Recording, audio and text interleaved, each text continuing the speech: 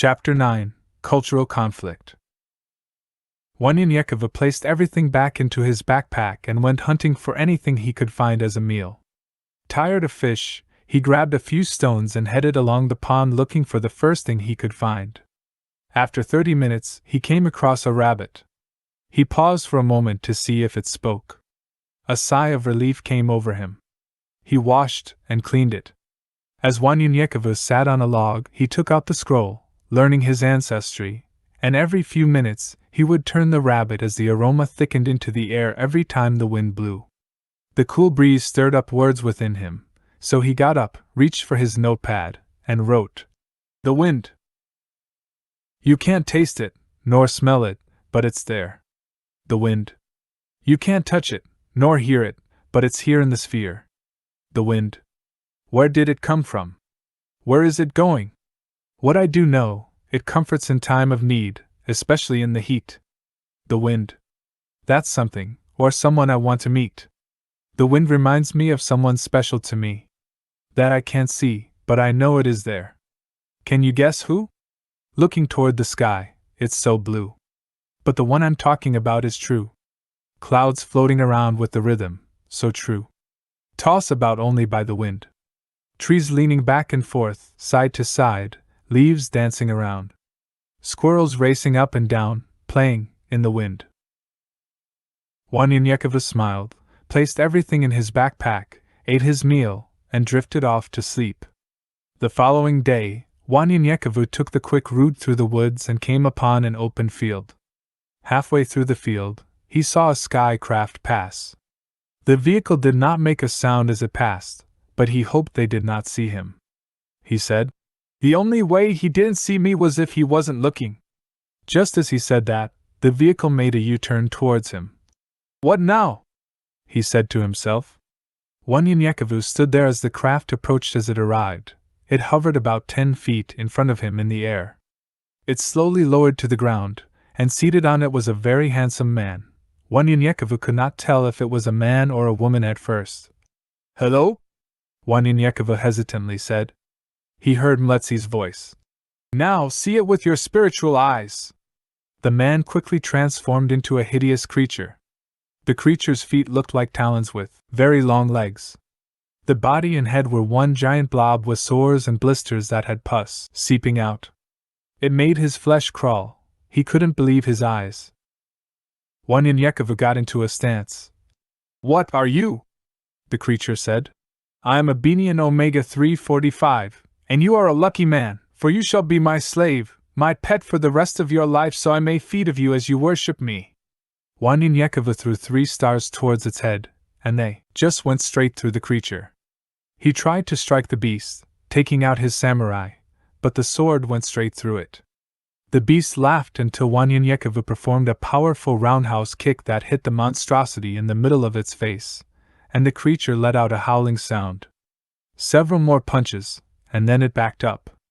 In a state of shock, the creature pulled out a sword and swung at Wanyanyekova. He dodged the blade as he continued to attack, but the creature just cried out in pain.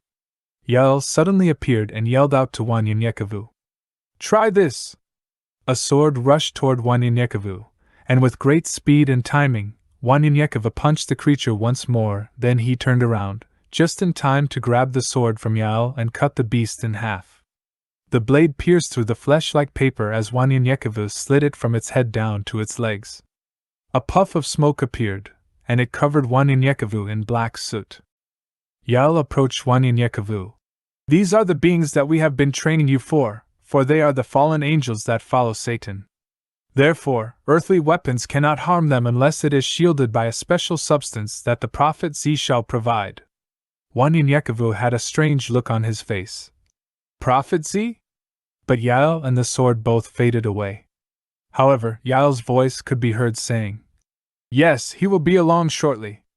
Go now, and make your way to Sonheimer, and by the way, if you hadn't fought in the spirit, it wouldn't have felt any of your blows." Wanyanyekova hid the sky craft and continued his journey, passing Par Road 1122 to Par Road 1106, until he reached Highway 65 and Sonheimer Loop Road. At a distance, Wanyan saw a man waving as he approached a structure that looked like an old barn. "Another test?" he said to himself as the man approached. Wanyan noticed that the man had a unique dark olive-brown skin tone as he smiled at Wanyan. "Good day, my friend. I am Ibi, and welcome to Sonheimer." Wanyan smiled back and tried to see if the man's heart was genuine, but he could feel nothing. "May I offer you a meal? Or maybe a place to rest a bit?" Wanyan smiled again. "Sure." In the middle of town, there was a large canopy where many sat down and ate. "Please sit down, and the meal is on me. Don't worry about a thing, for we are Wakatilians and are always glad to see another brother." Wanyan took a seat and smiled at all those that looked his way.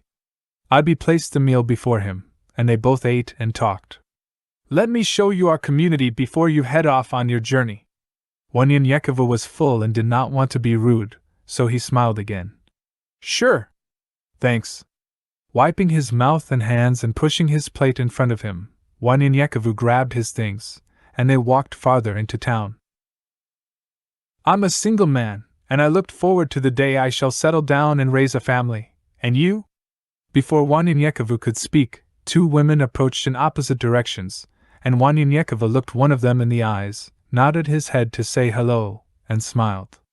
After the women had passed, the one in which he smiled grabbed Wanyan around the neck as she shocked him with a stun gun behind the right arm, then his back.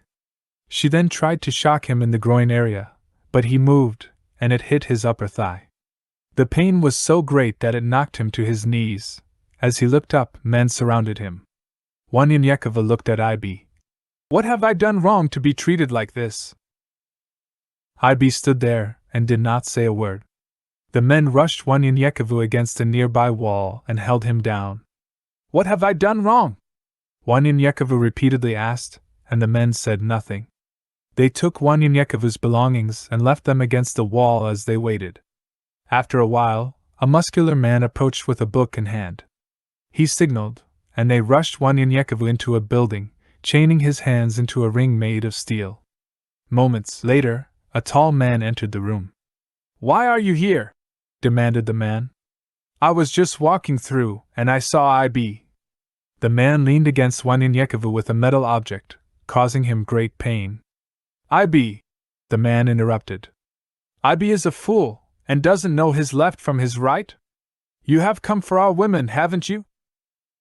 Wanyan said in a low voice.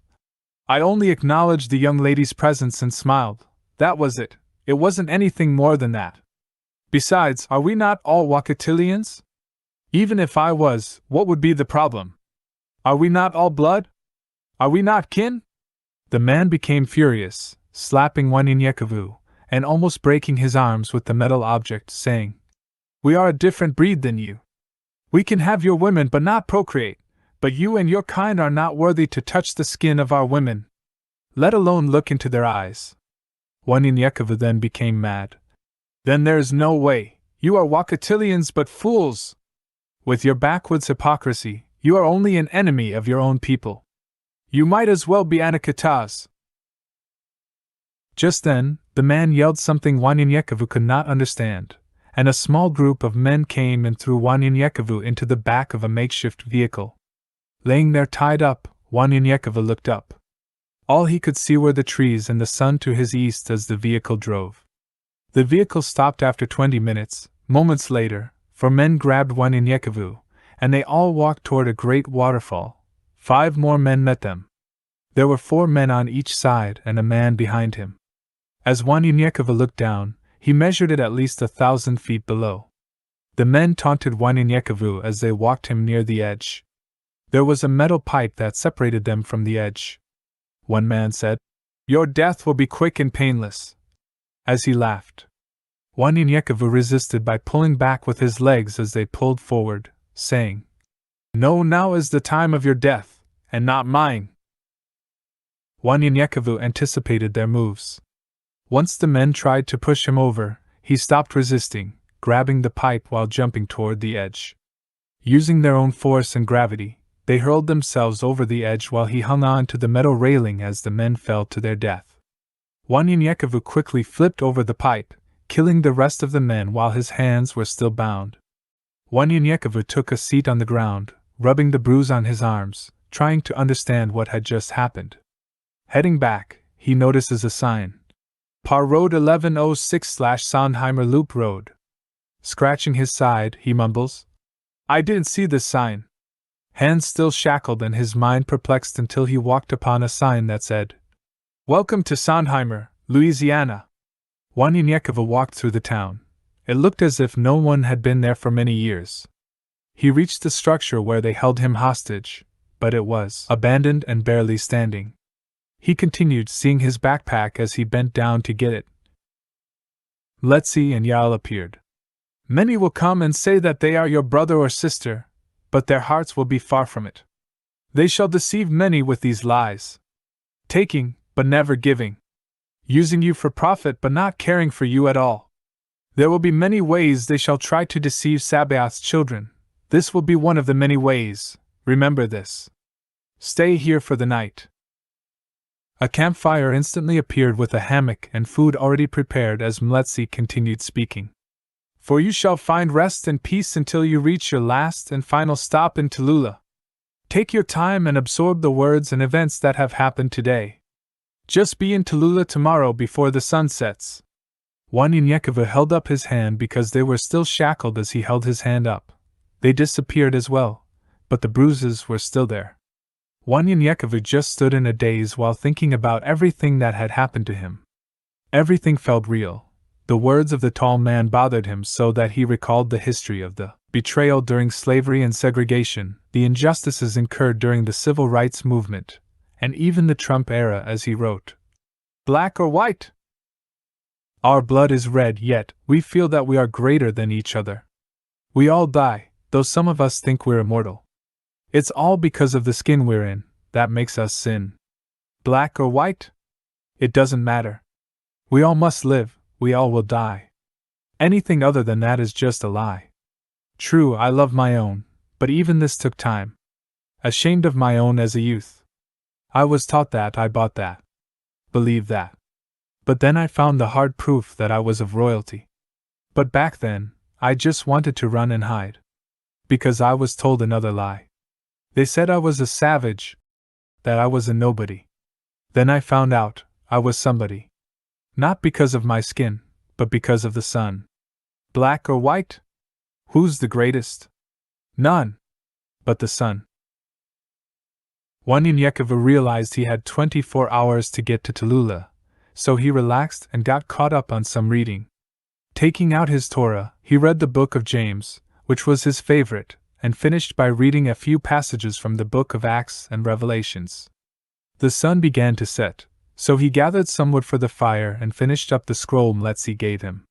His mind was racing again as he took out his notepad and wrote, "After death. What should I expect after death? A parade or a party? All that doesn't matter to me. What do you do with the eggshells after you have gotten the egg? Same here. What I want to know is where my soul will go. That's more important to me, that is what I want to know. Often thinking about my life after death, it brings questions without answers. Will I be taken to heaven? Will I lift my eyes in hell? Even now, while I have life in this body, I often imagine death. When I'm taken from this world, to enter the next. I know there are many out there that don't believe in life after death. There are many out there that believe they will be reincarnated after death. The word tells me, after death, there is judgment. I believe that everyone has a soul. After death, that soul needs somewhere to go. Do me a favor, go out into the woods, or someplace where it's nice and quiet. Look around, listen to the sounds. Now imagine that you don't have a body, no feelings, not with the human touch, with your eyes, only travel into space, fly until you have seen all you want to see. Now stop, look at the time, it's plain to see. You have traveled to eternity, a place without time. Now imagine, what will it be like? After death? He wrote, Mr. Holy Ghost. What is this in my hands? That got me shaking like a leaf. What is this in my feet? That got me dancing like a crazy man? Feeling like David, I can't control the way I act. It feels like fire shut up in my bones. What is this speech that falls out of my mouth? My native language? Oh Lord, what is wrong? You got me speaking in tongues. Never thought I would feel this way, never thought I would act this way, until this wonderful day. They said I was a beast. They said I didn't have a soul. God has touched me, has made me whole. Who made everyone a liar? Yes, this love I have, the world didn't give it to me. It can't be taken away. I'm not trying to boast, I just need to tell somebody about this spirit.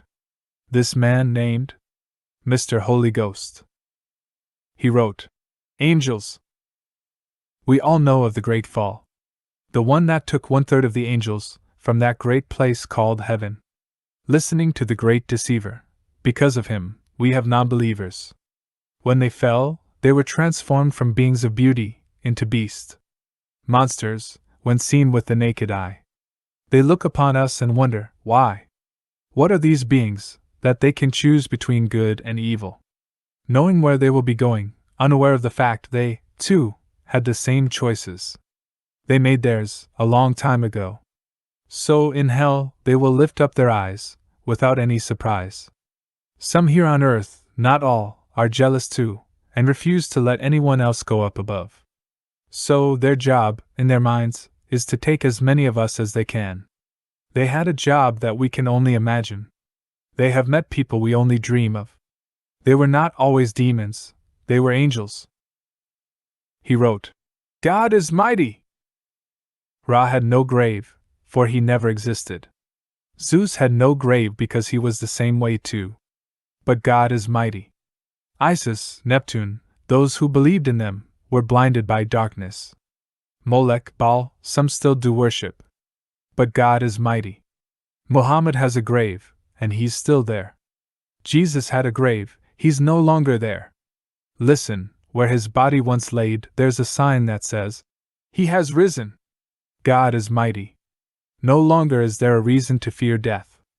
Life is now everlasting through him. To the only one who had a grave but now is missing. Some say they took his body, but to me, that is just folly. Because God is mighty. Finally, he wrote, Religion. The Holy Ghost is my guide, he guides my heart when I stray, he touches me when I pray. He's on my mind all the time. When I'm asleep, even when I wake, however, religion is man-made. Meaning, they took the truth, and added things to it, to fit their own ways. Their own needs and wants. So, they can justify when they lie. When they steal. When they kill. But they have a surprise waiting for them on the day they die. As time went by, they called it law. Now you can create a religion, just ask Congress to pass a bill. I'm going to be straightforward about this case. Please spread it to the human race. You see, religion is not my forte. I'll say again, it's man-made. Spirituality has no beginning, no end. That's why many who think in the flesh find it hard to comprehend. Hard to believe. Everyone has his or her own direction, no two are the same. No debate, no hate. So how can you say, I can't do this or that? I can't say this or that. When it's you that can say and do either this or that. Just say when you do this, it makes you feel this way. When you say that, it makes you feel that way. It makes you feel good. Then I will agree. But not for me, can't you see? Stop trying to give me the blues, because it's you that's being untrue. Let me do the things that I do. If I disagree with that thing, it's me that does wrong. If I felt my conscience say, no, this is wrong. So, then I did sin. Against myself, against God. We choose our own dynasty. Our destiny. Individually.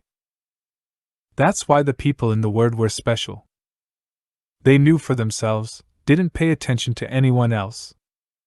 Can't you see that's the key? To spirituality. Not religion. Chapter 10, Tallulah, Louisiana. The sun rose the next day, and the birds were chirping.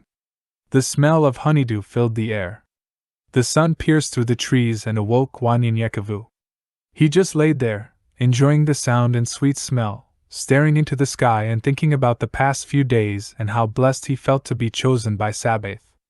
Now heading south, back on Highway 65, slowly taking his time admiring the scenery. Up ahead, he saw an old abandoned structure that appeared to have been a church at some time. As he approached the structure, the building and his surroundings became brighter, and bright clouds surrounded him. There was an old rusty sign on the building that read, New Zion C. But as he came closer, everything began to change. The grass turned green, the building transformed with a fresh coat of white paint, and the sign read, Crusade for Christ, 1183 Joseph Street. Wanyan Yekavu opened the doors, and service went on. People praised, sang, and worshipped Sabaoth. Wanyan Yekavu was overjoyed.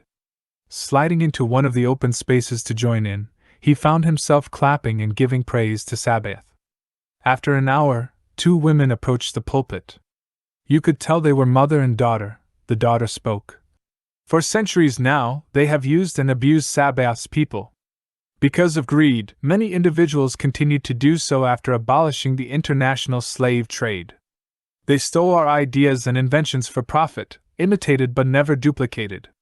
They used our very own skin to create shoes, clothes, and even purses. They lynched, whipped, and murdered us, gave us empty promises, destroyed Black Wall Street and New York Central Park, treated us like animals and commodities, black gold, as you will. They used laws called black or slave codes, using deceptive means to create self-hatred and mentally destroyed the idea of marriage among us. The one great sin they have instilled in many minds is the corrupted and perverted ideas of sex. Are we beyond repair? God forbids. Centuries ago, slave sex farms were created, like any other farms. They wanted the biggest and the strongest. They forced orgies, as they pervertedly watched, men having sex with their daughters, mothers having sex with their sons. This is where the MF word came from. They raped our men, women, and children and perverted our family values, but Sabaoth is able. Marriage, in the eyes of Sabaoth, is honorable when 2 virgins consummate their marriage. The blood from 2 virgins joining together for the first time makes that marriage holy. They have turned the natural into perversion, and perversion is now called natural. They are not ignorant. They know and knew that most people in the Torah are people of color. They know and knew that people of color, the more specifically, help them become who they are today. They are as little children demanding to be seen, but their actions have done great damage and have caused the world to become as it is. It amazed Wanyan Yekavu at how the 2 women spoke with power and authority as he took a seat and continued to listen and agree with the women. They have taken the word love and replaced it with lust. Through mind games and manipulation, many of our people have gradually become selfish, disingenuous, and rather lay on their back for physical pleasures than walk on their feet doing honest work. PTSD is embedded in our minds, and we have become animals instead of humans, and that was how they treated us. What we need to understand about racism and the white power dynamic so well understood by black scholars like Neely Fuller, Dr. Francis Cress Welsing, myself and others, is that it is not just the organs of its body, but it is the skeletal structure. You are still left with the framework when you remove the brick and mortar and all the internals. It is as my son Jarmiron once argued so beautifully with his white college sociology professor. Standards. Even when you whites are not operating on prejudice, you are, by its very nature, and based on its implied, if not obvious imperative, operating on the standard of racism they teach you from birth. And that standard he mentioned is driven by a power dynamic established on white genetic survival. Until we get that and the fact that we, no matter where we are in the world, are seen and are a global black nation, whether or not we embrace it and are treated as such, and begin to think in terms of our common survival as does every other ethnic group that are evolving out of us, we will continue to be denied full equality and real freedom. A rock thrown in the pond will have a ripple effect that will eventually disturb the entire body of water. It was Mordecai who warned Esther in the Torah, "Art thou not a Jew?" Meaning, what happens to your people will also happen to you. We may have gained freedom from slavery. However, freedom did not mean free from. The chains were gone, but the system they represented remained solidly in place. Take the drugs from the addict, his addiction remains. Until the mental dependency is broken, he is not free. The Native Americans understood this, which is why they demanded to be separate, equal, and sovereign citizens of their own country. Realizing that it was not about segregation but independence. Wanyenyekevu got so excited that he stood up and shouted, "Preach!" As she continued. They insisted on defining their status. They were hostages in their own land. So were we. It is not intelligent to ask your captor to dictate the terms of your acquired freedom. And it is not freedom if you have no choice. Many began to jump for joy as she spoke. Music rang out in the building, but there was no band in the building. The mother stood up and started praising the Lord as well. She let out a large cry, saying, "Glory!" And the entire building shook from its foundation. Wanyenyekevu felt joy and peace and had to stand up. He closed his eyes and started praising Sabaoth. When he opened his eyes, he stood in an empty, abandoned building, but the feeling was still there. Wanyenyekevu said as he shook his head, "Just like fire, just like fire." Walking away from the building, he said, "Who was she?" and heard a voice. "I'm Prophetess Akilamelech." Looking around, he just smiled. "Thanks, Akilamelech, I had a great time, and I needed that." 50 feet from the building, she stood there with her mother on Highway 65 with a beautiful and peaceful smile. "You're welcome, and this is my mother, Pastor Jones." Pastor Jones smiled. "Gradualism is how the evil one will try to destroy Sabaoth's people." She pointed toward Highway 65, and they all walked down the road as Pastor Jones continued. "By slowly indoctrinating a plan into action until it becomes normal, bestiality, necrophilia, and even homosexuality. During the early 1970s, homosexuality was a mental disease. Now, it is a way of life. It gradually became accepted by the 1990s. By 2000, it was a way of life.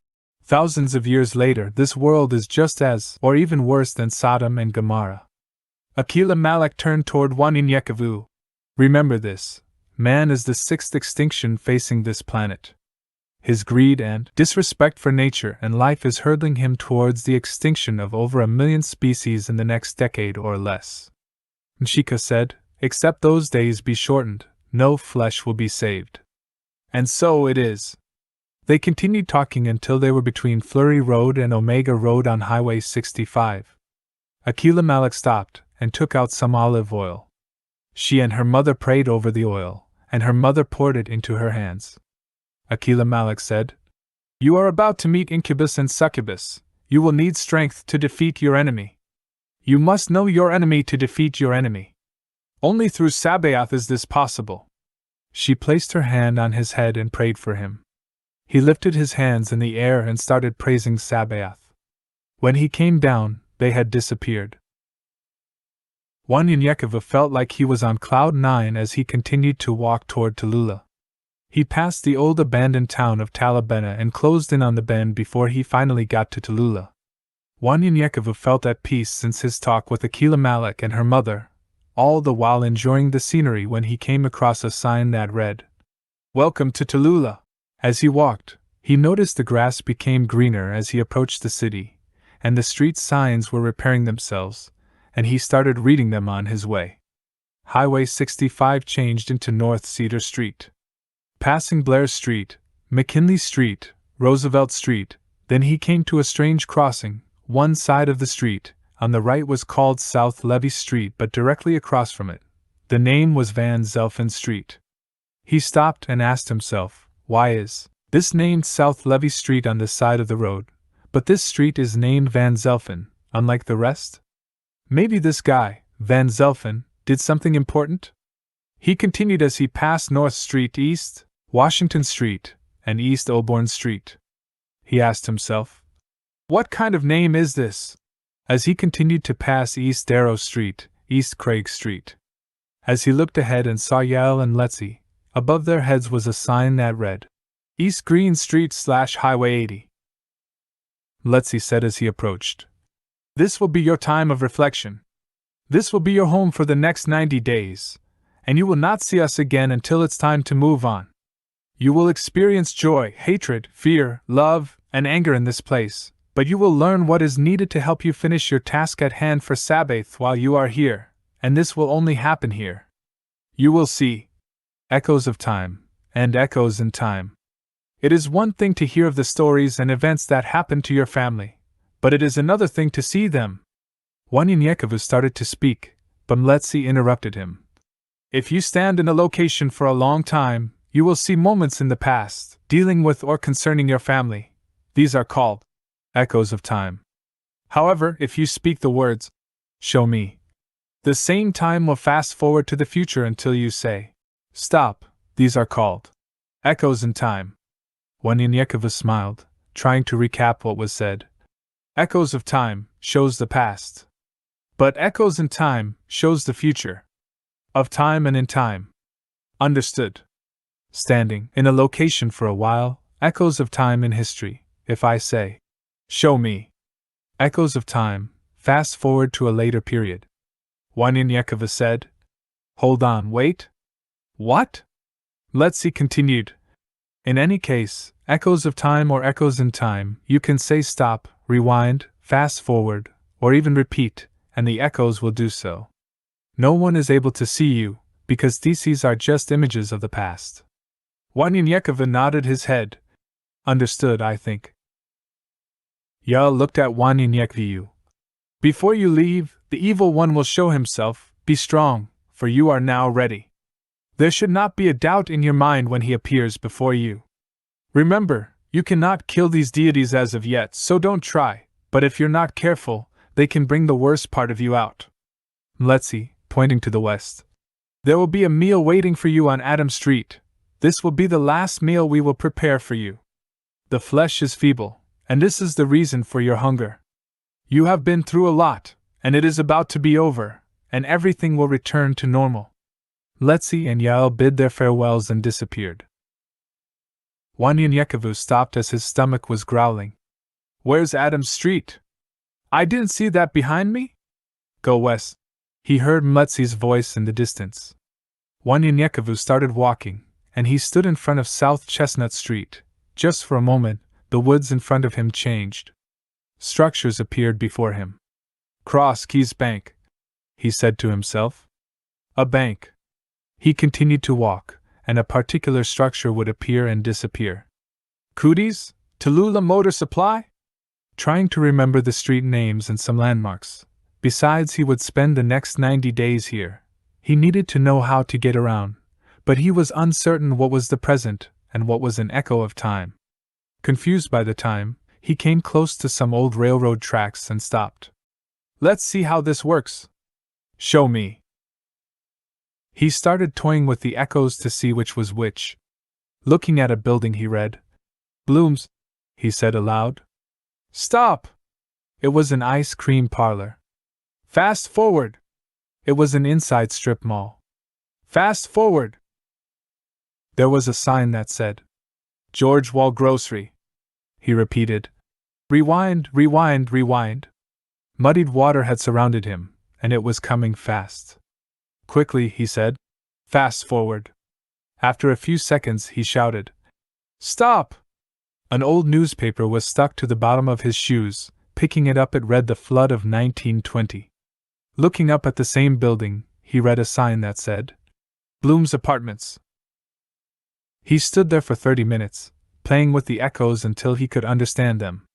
Crossing the railroad tracks, he was happy to see the street sign. Adams Street.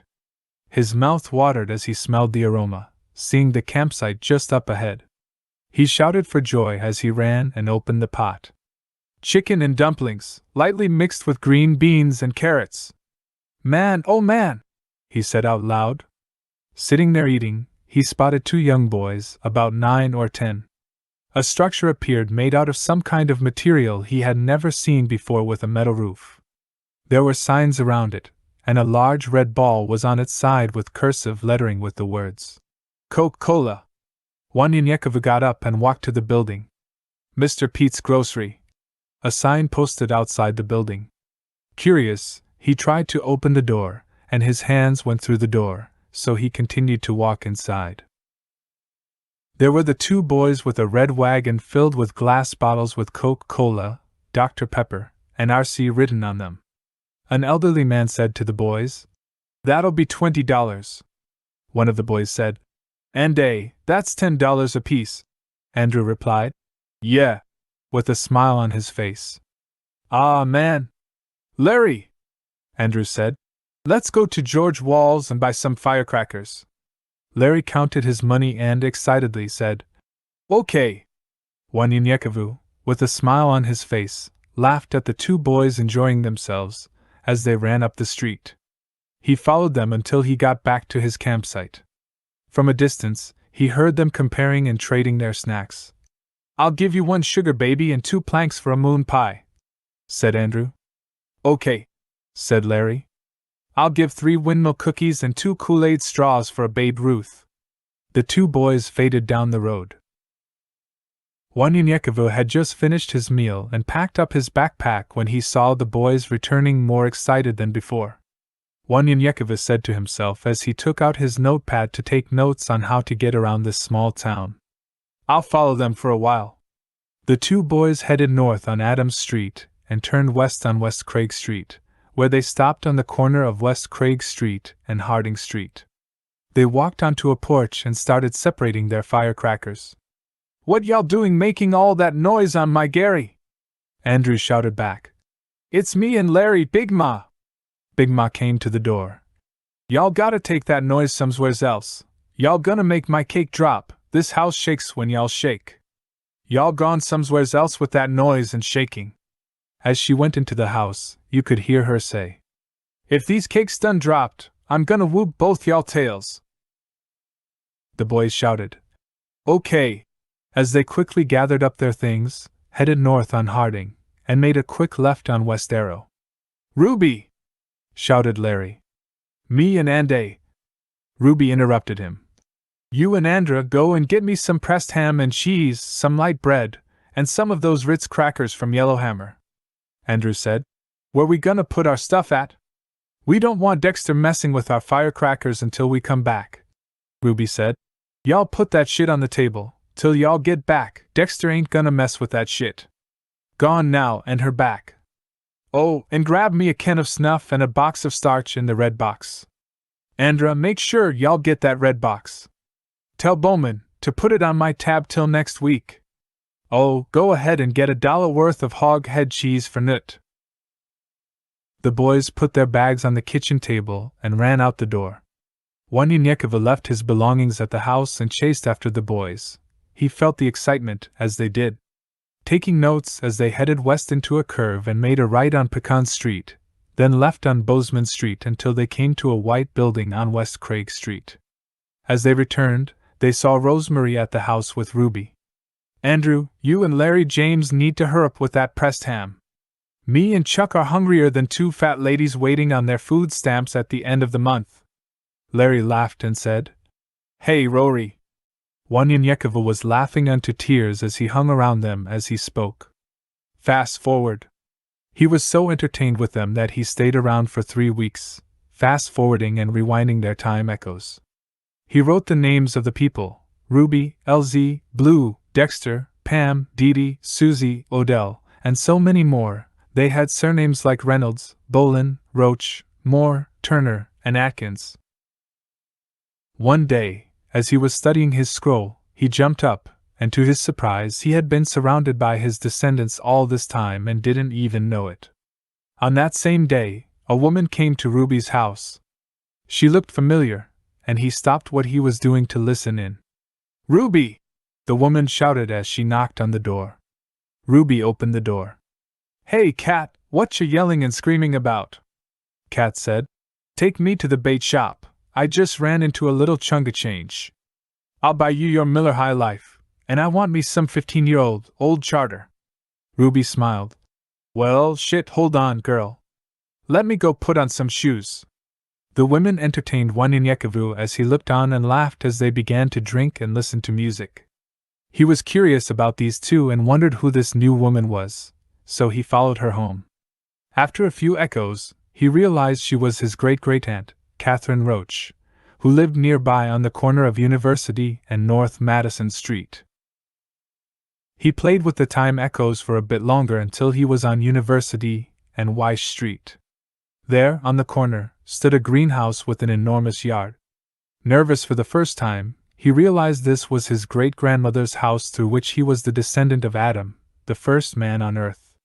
Catherine Bolin, Eagle Child, or Behitha's great-granddaughter. Wanyanyekova stood there. Oh, I see now, Catherine with AC was named after her mother, Catherine with AK. Then he said rewind. Suddenly, a young man was out the house's back door holding a lady's eyes closed with both hands. Don't look now, Mama, the young man said as they reached the bottom of the stairs. Now open them, as he walked in front of her. What is it? She said. He placed his foot on a pedal. Now you don't have to walk around the yard to hang the clothes on the line. You just put the clothes on the line, as he illustrated, and press this pedal until you come across more space to hang some more clothes. She looked at it for a moment. What if it's raining, Willie? You trying to electrocute me? The young man laughed. Nah, Mama. I didn't think of that. Wanyanyekova felt someone grab his crotch. He grabbed the hand while simultaneously turning around and saw a beautiful woman with seductive eyes smiling. Hey, handsome, the woman said as she grabbed one of her breasts and licked it. You like? Wanyanyekova took a step back as he noticed this woman was naked and stood 6 foot tall. Her vagina was vast and bushy, and from her ankles downward was the body of a snake that stretched about 10 feet long. In the middle of the tail, it changed colors, and at the other end, there was a man who was the same height, and they both hovered 3 inches off the ground. She slithered towards her other half, and the man said, No, succubus, I think he prefers this. He grabbed his penis and rubbed the head of his penis. This creature was handsome with a muscular build and whose penis was long enough to touch his knees and about 7 inches thick in girth. He continued to speak. This young man needs something that can make his toes curl up. Wanyanyekova took out his samurai but remembered what Yael had said and put it away. Wanyanyekova said to them, What is this?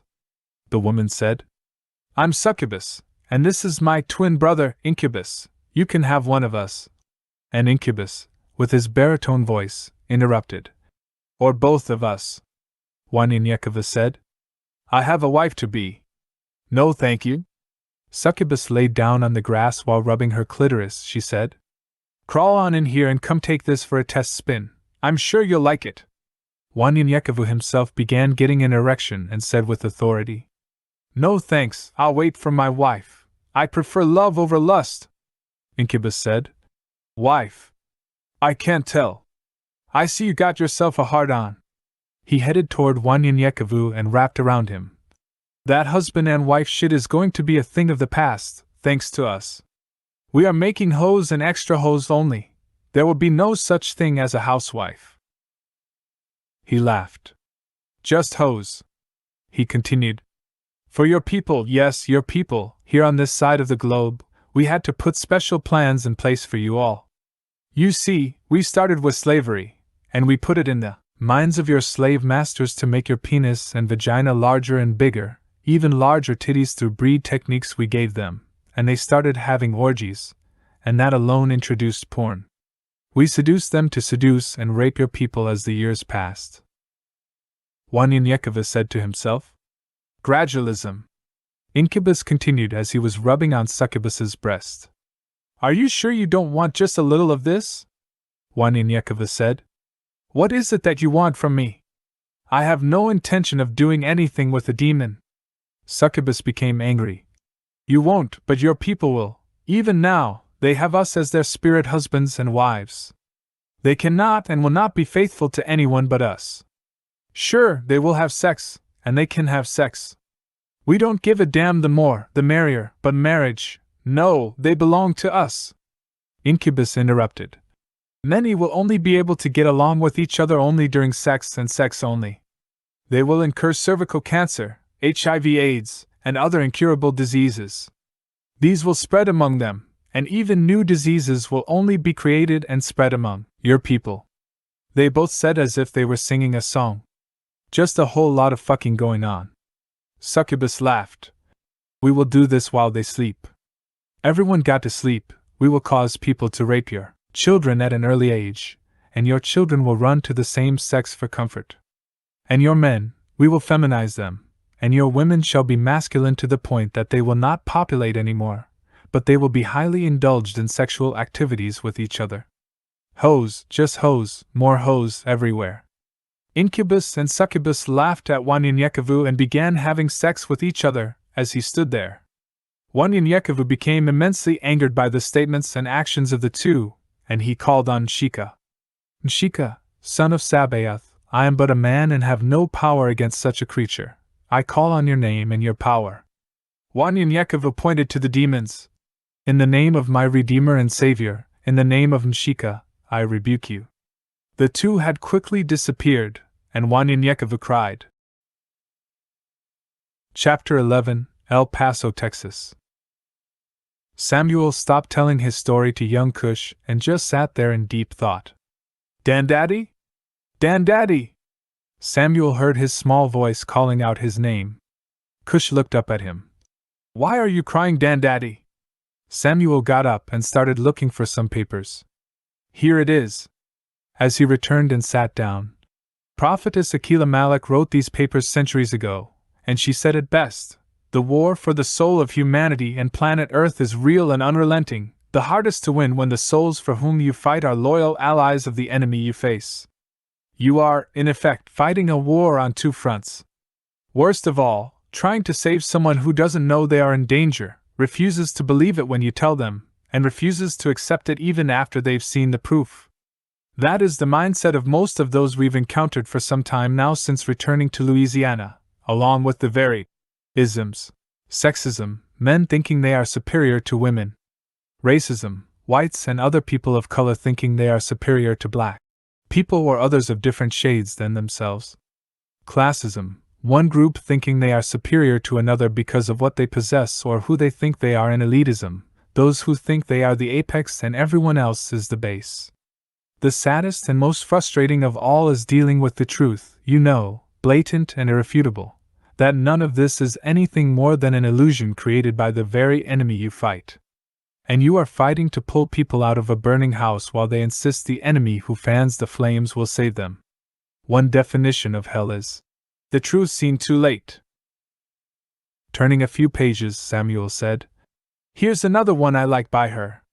It would be nice if my people were as quick to notice the truth as they are of birthday wishes or photos of cute babies. When the Torah says, 'My people perish for lack of knowledge,' it is true. But they also perish because they choose to ignore knowledge when it is given. As Moses said, the people ate, drank, and rose up to play. Because it was easier than facing the truth, Dr. Richard King, scholar, once warned that the perpetual war against black people was never-ending and would continue until we create systems for fighting back. For decades since the end of the Civil War, police and the prison system have been used to control the existence and freedom of the former black slaves and their descendants. The police were originally formed, evolving out of the posse to track down runaway slaves and later to protect whites. Terrified of retaliation following the emancipation, they were at first paid bodyguards. Then they evolved into community patrols and into the municipal guardians they are today. It was never intended that black men should be among them since they were formed to regulate and control that very group. Statistics don't lie. As Dr. Richard King eloquently pointed out, this war is about revenge, retaliation, and retained control of a community all but a few moral whites and sub-whites believe should have total equality and freedom. We, who are the young resistors of the civil rights era, tried to warn the elders of the day that unless and until we, like our Native American brothers and sisters, demanded our own free and independent nation within a nation, with all the rights and benefits we were thereto entitled, we would never know true freedom. As I said in a speech I once gave to political candidates, freedom ain't free. They let us go, but kept our freedom hostage. The aim is to curtail and reduce our population by reducing and controlling the black male, seen as the greatest threat to white supremacy power and key to reproduction. The statistics speak for themselves. Recognizing this is one thing, changing it is another. Wiping the tears from his eyes, Samuel said, "Sorry, son, just thinking about our people who have died from these STDs that have plagued the land, and I was thinking about them. Anyway, son, that's enough for today. I'm tired." Trying to change the subject, Cush asked, "How do you talk to animals, Dandaddy?" Samuel, seeing the concern on Cush's face, smiled. That's a hard one to explain. It's more telepathically, but not really. I have to think about how to explain that one and get back to you on that one. When you have been doing something so long, it's just hard to explain it." Samuel looked at Cush. "Son, it's getting late. Come on back tomorrow. Gone on before it gets any darker." The truth was Samuel was still emotionally upset and didn't want to continue his story, but Cush was not sleepy and started asking Samuel more questions about his story. "Dandaddy, whatever happened to Uday when he went to Lake Providence?" Samuel smiled and pointed at Cliff and Ron, sleeping on a couch across from them. "Those are his descendants right there." Surrounding them were dishes and towels from the meals that Big Ma had bought them throughout the day as he told Cush his story. "Clean up this mess, take the dishes to the sink, and go on home. Tell your mother to send you over here after you have done your chores tomorrow." Cush was hesitant. "Honestly, Dandaddy, after that story about those demons, I'm afraid to sleep tonight." Samuel stood up and stretched. "Do you know the Lord's Prayer?" Cush quickly said. "Yes, Dandaddy." Samuel looked at Cush. "Okay then, say that, and you will sleep just nicely." Samuel walked toward the kitchen and abruptly stopped. "Listen, son, we are in a time and age where people say you have to say 50 Hail Marys or do this or do that for the Lord to hear you.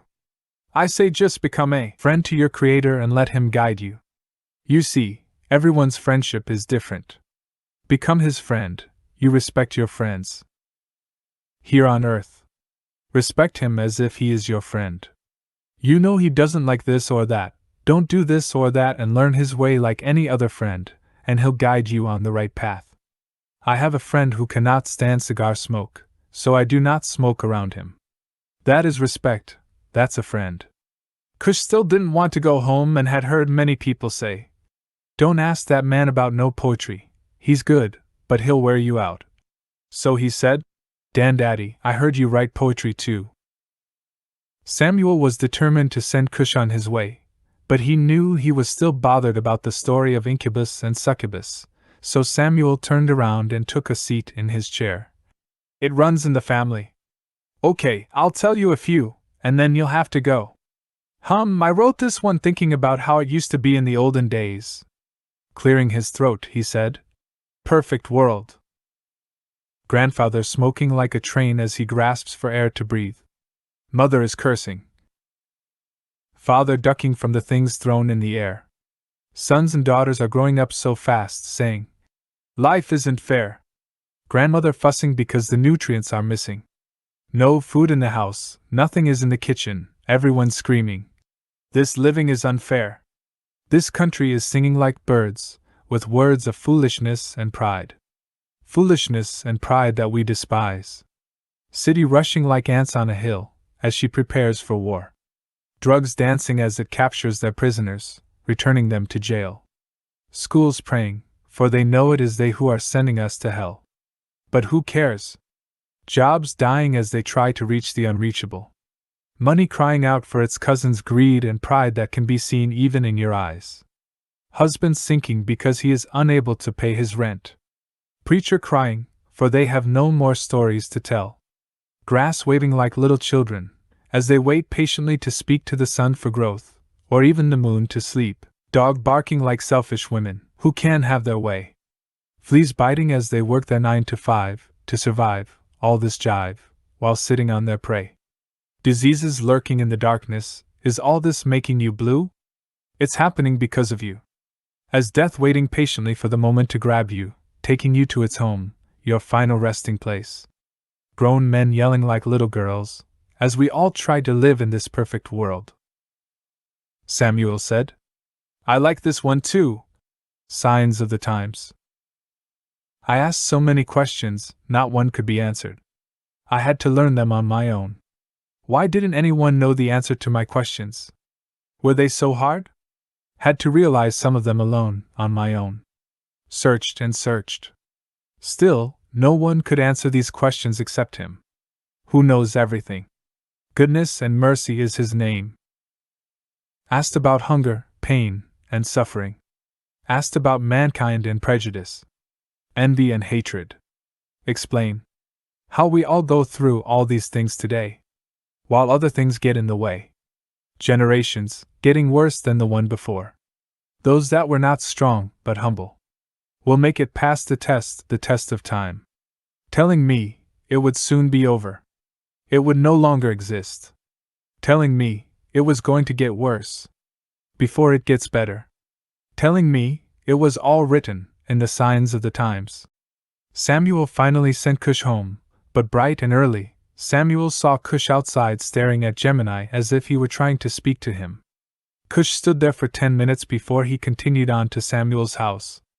As he knocked on the door, Samuel said, "Come on in, Cush." Cush walked into the house. Samuel curiously asked, "Well, I see you were trying to talk to old Gemini. Did you get anywhere?" Cush said out of frustration, "No." Samuel smiled. "Just keep trying. One day, we'll go out there and try it together." They talked for a while, and Big Ma made them a big breakfast as usual, and then the two of them headed to his study. Samuel took a sip of coffee. Sabaoth had to deal with us first, before he went on to everyone else. There was a reason for that, but first I must say, humans started the separation of color, religion, and damn near everything else because of one word: jealousy. You don't hate someone because they are smarter than you, do you? Cush said. Nah. Samuel asked. How about taller than you? Cush gave a funny look. No. I look at hatred the same way, and it's the silliest thing man ever did. But Sabaoth made that clear. But we'll get to that in a bit. Taking another sip of coffee. Well now, Wanyanyekiva meeting incubus and succubus is where we left off, but let's fast forward a bit. He was in Tallulah for 3 months and learned a lot about his family, and some important things that would prepare him emotionally for his trip to Arizona. Samuel paused for a second. Well, after he left Tallulah, he traveled alone for 4 more months or so. Many days were delightful and encouraging, some very hard and rigorous, but Wanyanyekiva was transforming into the man that Sabaoth wanted him to be. Traveling by foot by day, resting at night to avoid heavily populated areas and men altogether, for the time being, because Mletsi told him it was not the time. But he was learning a deeper understanding of each component of man's totality. He saw the difference between the traditions of man and spirituality. He got close to 3 metro areas along the way that would last from 3 to 6 months, whereby each major stop intensified the training. One site was just a few miles north of the metro, Shreveport, Louisiana. Then he headed southwest near Metro Dallas. Then, he headed to the abandoned cities of Ardmore and on to Abilene, Texas. Once in Abilene, Wanyanyekiva finds himself in a thick wooden forest. After training, as he headed west, he noticed the animals walking alongside him as if they knew him. The scenery started changing as he watched 2 squirrels slowly chase each other. With his attention focused on the squirrels, he suddenly turns and sees he's in the midst of the desert, seeing a rattlesnake slither right by him. Confused about what just happened, he stopped and said to himself, "What is this? Deja vu?" Mletsi appeared before him. Wanyanyekiva said, "I'm confused. I don't know the differences between reality and my dreams. I was just in a wooded area, and now I'm suddenly in the desert. But I didn't see what was in front of me, but rather a dream I had many months ago." Mletsi said to him in a calm voice, "Turn around. You'll see you have walked at least a mile in the desert. Here, the environment you are used to has abruptly ended, and it will be a while before you return to it. You were indeed somewhere else, from when you left our last location until now. I hoped you could find that place, and know the differences between the two. I need you to concentrate and learn this for a reason.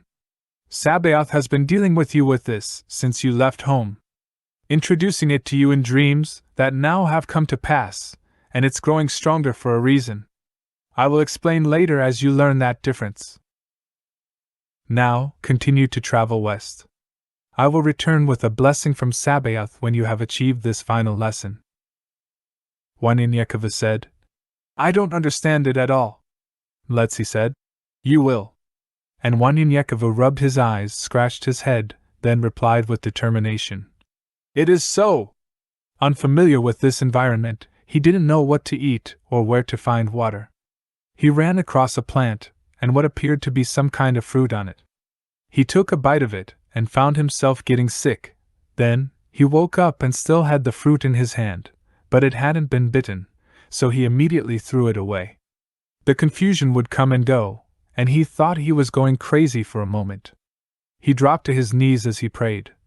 Sabaoth, I don't know what I'm doing. Please guide me.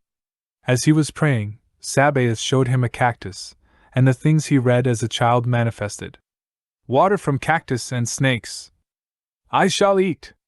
These bizarre dreams continued to happen to him until he began to get used to them, but his diet remained the same for 30 days until he found himself in Socorro, Texas, outside El Paso. Letzi appeared before him, saying, Your trials are finished, and you have accomplished all that Sabaoth has required of you. Anointing Wanyan forehead, Letzi continued, Release your spirit, open your mind, and your flesh shall follow. Every spirit has a gift, but the flesh and the mind prevent its manifestation. Each gift is unique for everyone, for gifts are freely given to all flesh that Sabaoth creates.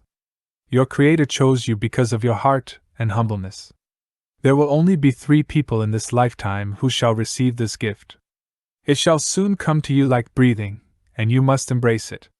For it is a special gift from Sabaoth. You are the first of humanity ever to receive such a gift, and you shall teach every man how to embrace his gift. With this special gift, you shall pass it on to your descendant when the time comes. Your gift as a man is a gift to see the heart for what it is, sincere or not. But that gift you received from Sabaoth shall be as you have read in the books of Kings during your holy jeûne, so shall you bless your descendant with a double portion of the blessing as Elijah did. Close your eyes and tell me what you see. Wanyan quickly replied, Darkness. Before he could finish the word, he said, Wait. I see me alone in the desert, and you are not here. Letzi said, Before you opened your eyes, I will not be here because your journey from here is your own now, and you will only see me again when Sabaoth needs you to see me. Your special gift from Sabaoth is to see 10 minutes into the future, but you need to accept it and control it. Everyone doesn't need to know your gift, which you will learn. Your true journey starts now. Wanyan opened his eyes, and Letzi was gone.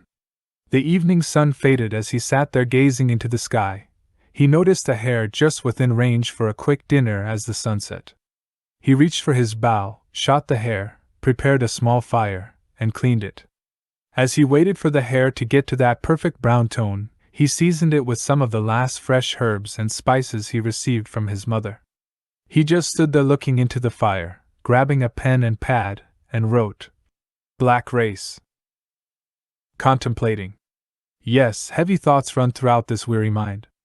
Sad thoughts, happy thoughts. But how do I express myself to you? Ungrateful is a word I like to use.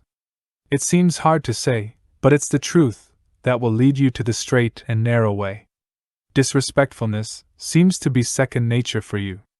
Why do I try so hard to be so polite in my sayings? 'Cause with humility and kindness, you get the best results. Nothing will happen without the two. If people don't listen to you, it will be your fault? What kind of nonsense is that? I speak, and you take what you want. All I ask is, do your own research. I do not lie, it's the best of my knowledge. Here I go, face to face. By the way, I dedicate this to the black race. Firstly, to the males who make up 70% of those who are in jail. Be strong. For the sisters, who have forgotten about true love. Know when you are wrong. And I say this in every aspect of life. If you need an example, look at Jesus Christ. He paid the price. The supreme sacrifice. The abusive nature that we are now in has created so much confusion between us. Within us. Creating something that the black race has never seen before. Killing for land that's not ours. Killing each other for the colors we wear. Killing one another because of a simple stare. Brothers rejecting the natural course of a man. Even sisters are doing the same. Receiving within themselves that which is unnatural and uncommon. What a silly and lame game that we play. Talking to the black race. To those who don't understand, let me offer you a hand. Homosexuality is what I refer to. At first, when I saw it, it was something I feared to see. I thought it could rub off on me. Ignorant to the sickness, but now it's clear. No more do I reject my brothers and sisters because of their sexuality. Many have been used, abused, and now confused. Unable to deal with these problems, they have left their true origin, their roles in life. But as long as they need me, I will always be there for them to see. 'Cause they are my people, the black race. There are some amongst you, I've heard you say. He is from the south, but I'm from the north. She is from the West Indies, but I'm from Europe, and that saddens me. Are you trying to say I am dumb and you're smart? Hell, where's your damn heart? Where are your eyes? We're still black. Teach me what you know, and I'll teach you what I know. Let's stop being each other's foes. Someone who holds the truth, but never tells that truth is of no use. How can you be useful to anyone but you? Knowledge that isn't shared, that makes me blue. Suicide wasn't our way of dealing with our problems. We were always able to handle them, even solve them. Once proud people to be called the black race. Now to many, it's a disgrace. Jumping off bridges. Putting guns to our heads. Our precious gift of life flows through the streets until we are dead. Rats lick this blood, as if it's wine. This must be a part of the end times. From Babylon to Uncle Tom's. From jail to prison. Is our existence a sin? To the sisters, I won't say much, because I believe a lot of what's wrong with you is us. Slave mentality still runs rampant in our hearts and minds. Jealousy and envy is helping to destroy our kind, our minds. Can you be happy with anyone? They live in a nice house? Or drive a fine car? What a shame, we're still playing the killing game. A people that has been through so much hell. We should be the nicest people on this planet. Killing and hurting is all we know. So, it seems to be the only thing we do. Laugh and criticize those who have a dream. Don't have respect for our mothers. The black race seems to be a disgrace to the human race. Come out of the person you've been molded to be. Forget what's in your minds about each other. Learn to be lovers of yourself. Then you can be lovers to others. When that happens, you will no longer be called a race that doesn't exist.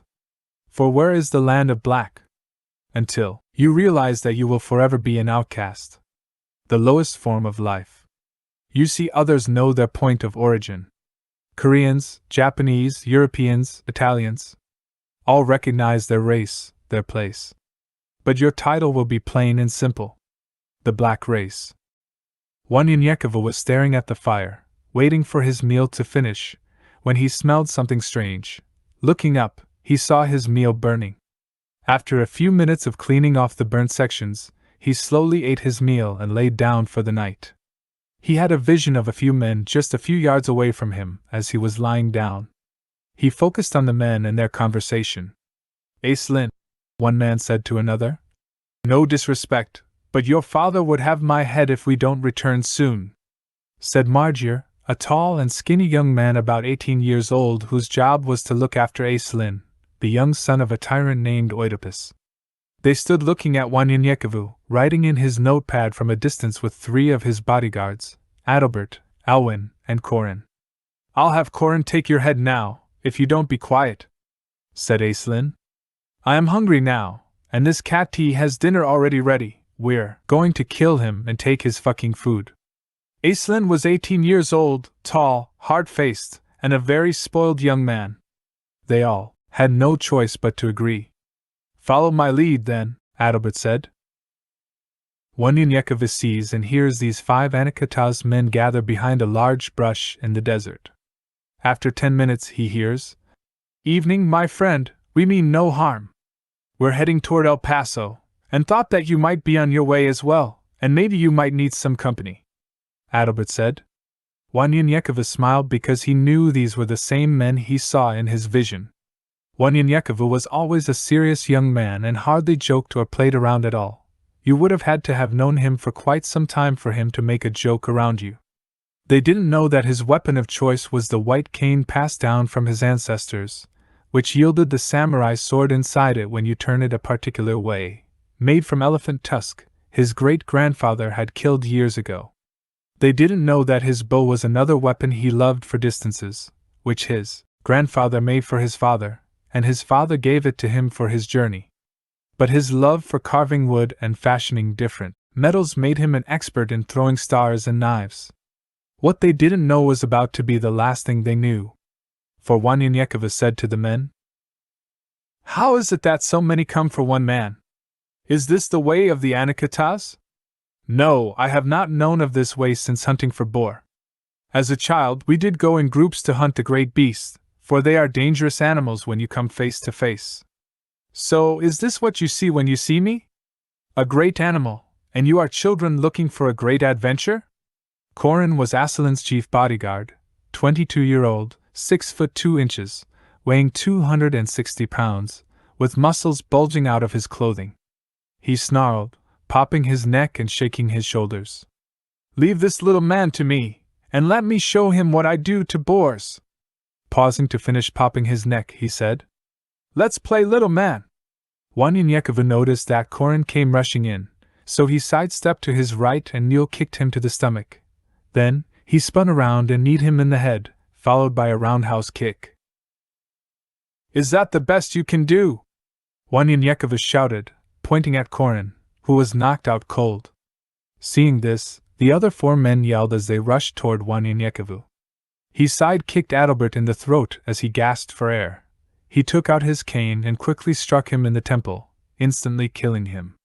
As he swung around, he crossed the other bodyguard, Alwyn, in the groin. As Alwyn was leaning forward, he kneel-kicked Margier. With one swift move, he turned the handle of his cane, revealing the samurai's blade, taking out Alwyn by piercing his heart as he pivoted just enough to decapitate Margier as he was leaning forward. Aislinn, the tyrant's son, fearing for his life, ran into the darkness. Listening to his footsteps as he ran, Wanyanyekava threw a star that landed deep in the back of his skull, killing him. Anger comes over him as he hears the moans of Corin. He quickly drives his samurai into his heart, turning it 180 degrees. He took his samurai and slashed it in the air, forcing the blood from the blade. With one swift move, he wipes it with a cloth as it collapses back into the cane. As he heard the locking mechanism click, he looked for a minute at the dead men. The entire fight had already played out in his mind, but he had to play his part. Wanyanyekava knew every move they would make before they made them. Amazed at seeing things before they happened, he learned how to let different scenarios play out in his head, as he was not much for playing games. But Wanyanyekava always hated violence and was saddened, but he saw what they would do to him, and realized it was him, or them. But the sight of blood, which he considers the soul's essence, still saddened him as he stood there. He threw up his entire meal. He quickly packs up his belongings and heads toward Metro El Paso, Texas. Seeing the images of the men's faces and the blood on his clothing, he dropped to his knees in disgrace and shouted, "Sabaoth, please forgive me, for I have shed blood, and I have killed, not 1, but 5 more of your creations in one night."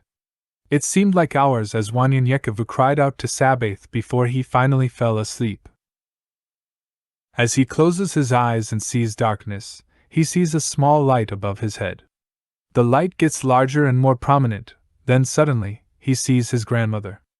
"It's a boy!" she shouts for joy. His family surrounded him, for it is his birth that he is witnessing. Wanyanyekava then sees his entire life. It was as if he relived every second until the exact time he fell asleep. The darkness covered him again, and then he heard a great voice. Before you were in the womb, I called thee. Waking up to that great voice, Wanyanyekova arose from his sleep and wiped the tears from his eyes. It is so. The sun rose. Wanyanyekova smiled, for joy had covered him, but the pain still overshadowed him. 3 hours had passed filled with these mixed emotions as he arrived 1 mile south of the opening into El Paso Metro.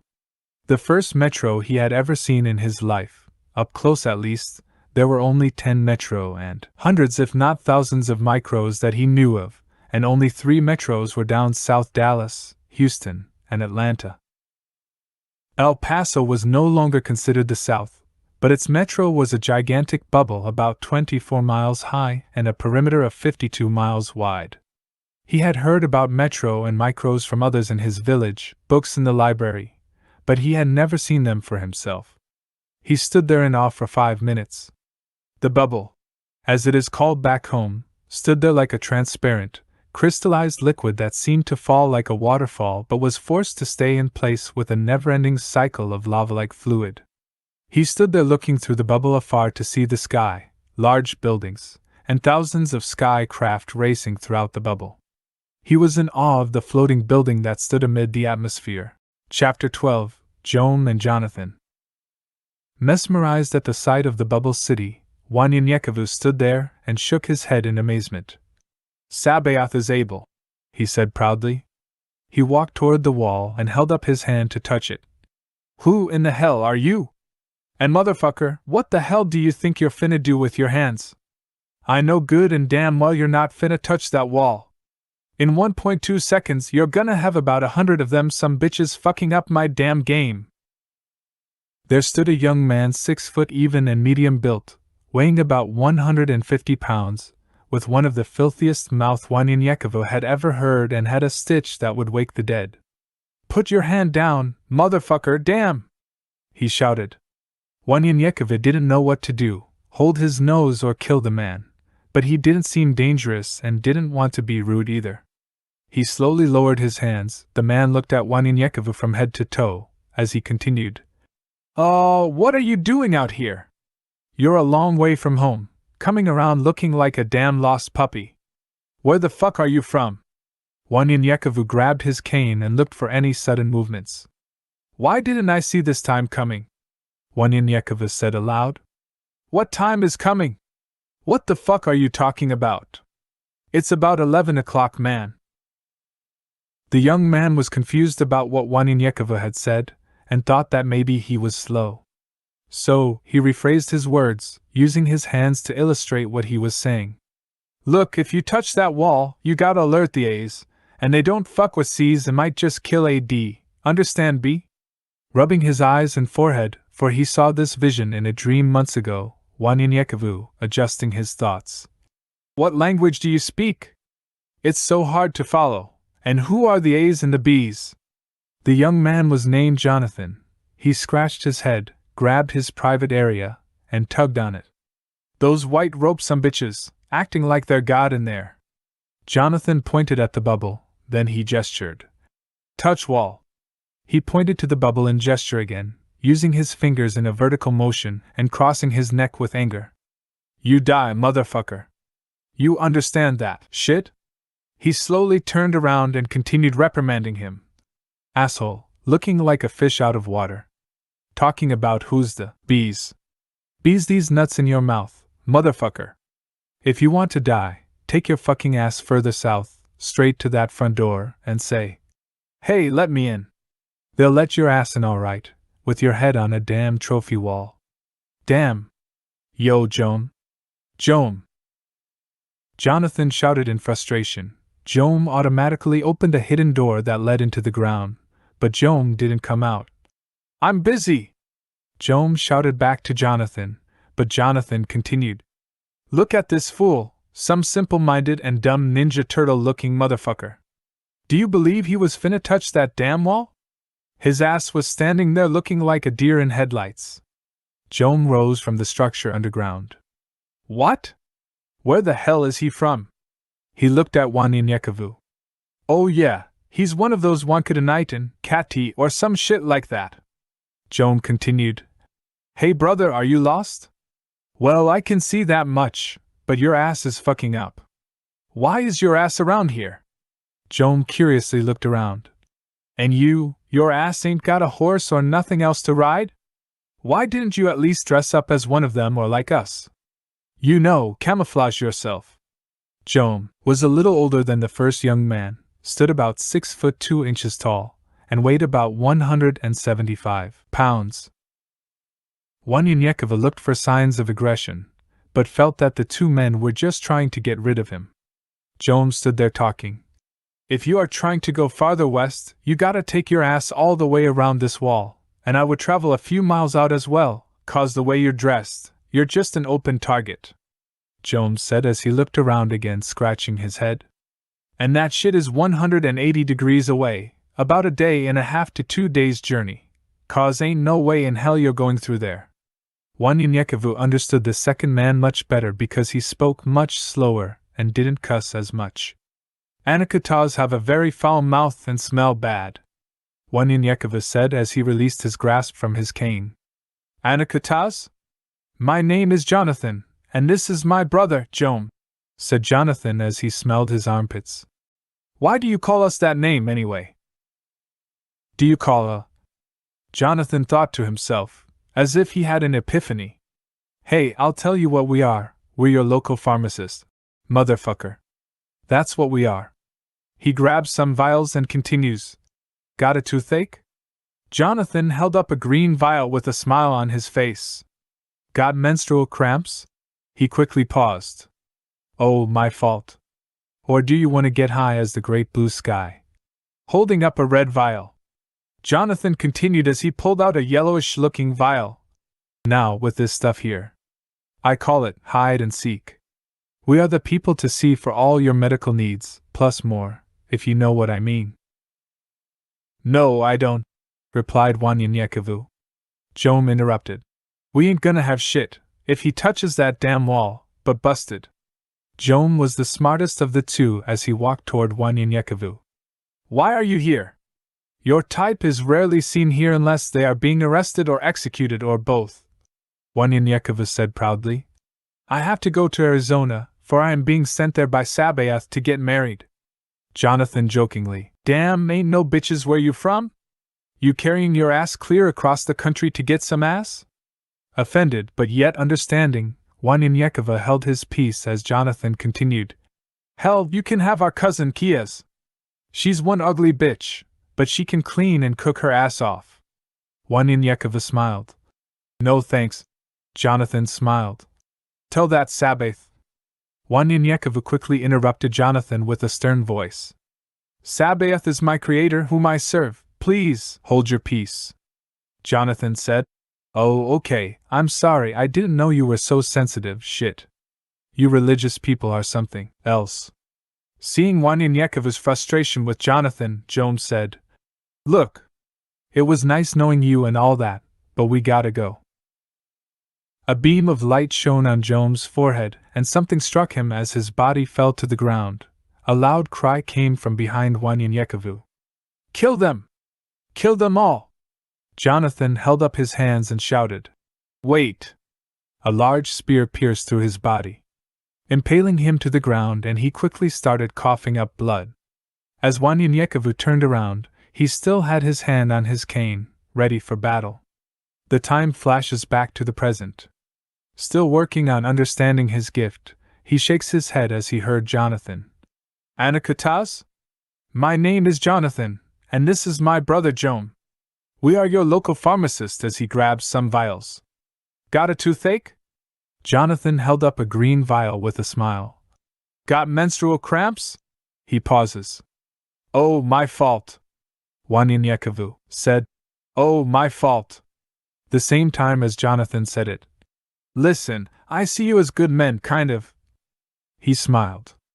But our prints are everywhere, and we don't have long, but we must hide or fight. As he continued, Jonathan did not hear a word he had said and pulled out a yellowish-looking vial. Now, with this shit here, I call it hide and seek. Shaking his head at Jonathan, Joam said, I'm a lover, not a fighter. Do the laws want you? Wanyanyekova replied, I don't have time to explain, but we got about 6 minutes, and it's not going to be good for any of us. Joam grabbed a vial out of his bag, shook it 3 hard times, threw it onto the ground, and then pointed to Wanyinyekevu. Go into the door. Not long after, 8 men arrived as the 3 young men watched through a one-way transparent door.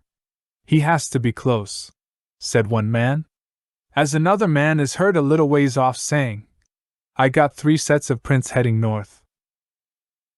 Hours later, the smell of wild rabbit roasting and the pungent scent of musk from the men filled the air. There were rabbits in a metal oven with a bright light, roasting. It's been about 2 to 3 hours now, and those men are long gone and lost by now, Joam said as he held up a small vial as he continued. That there was an old military secret weapon used back in the days. It creates footprints for up to 10 miles. Joam smiled as he tried to impress Wanyinyekevu. Good thing I got about 3 left. It's about.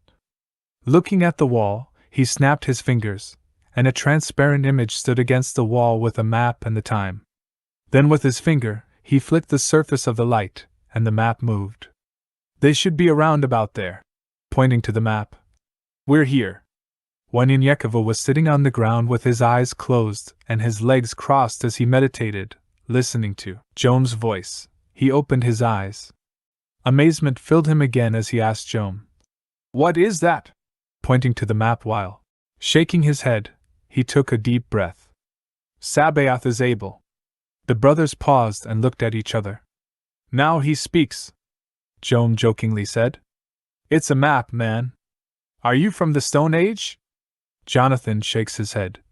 Y'all ain't got no GPS weather system map. You never saw the walls. You dressed like Tarzan meets Ninja, or some damn body. Y'all worship God. And those assholes in there think they are God. Damn! This world is coming to an end.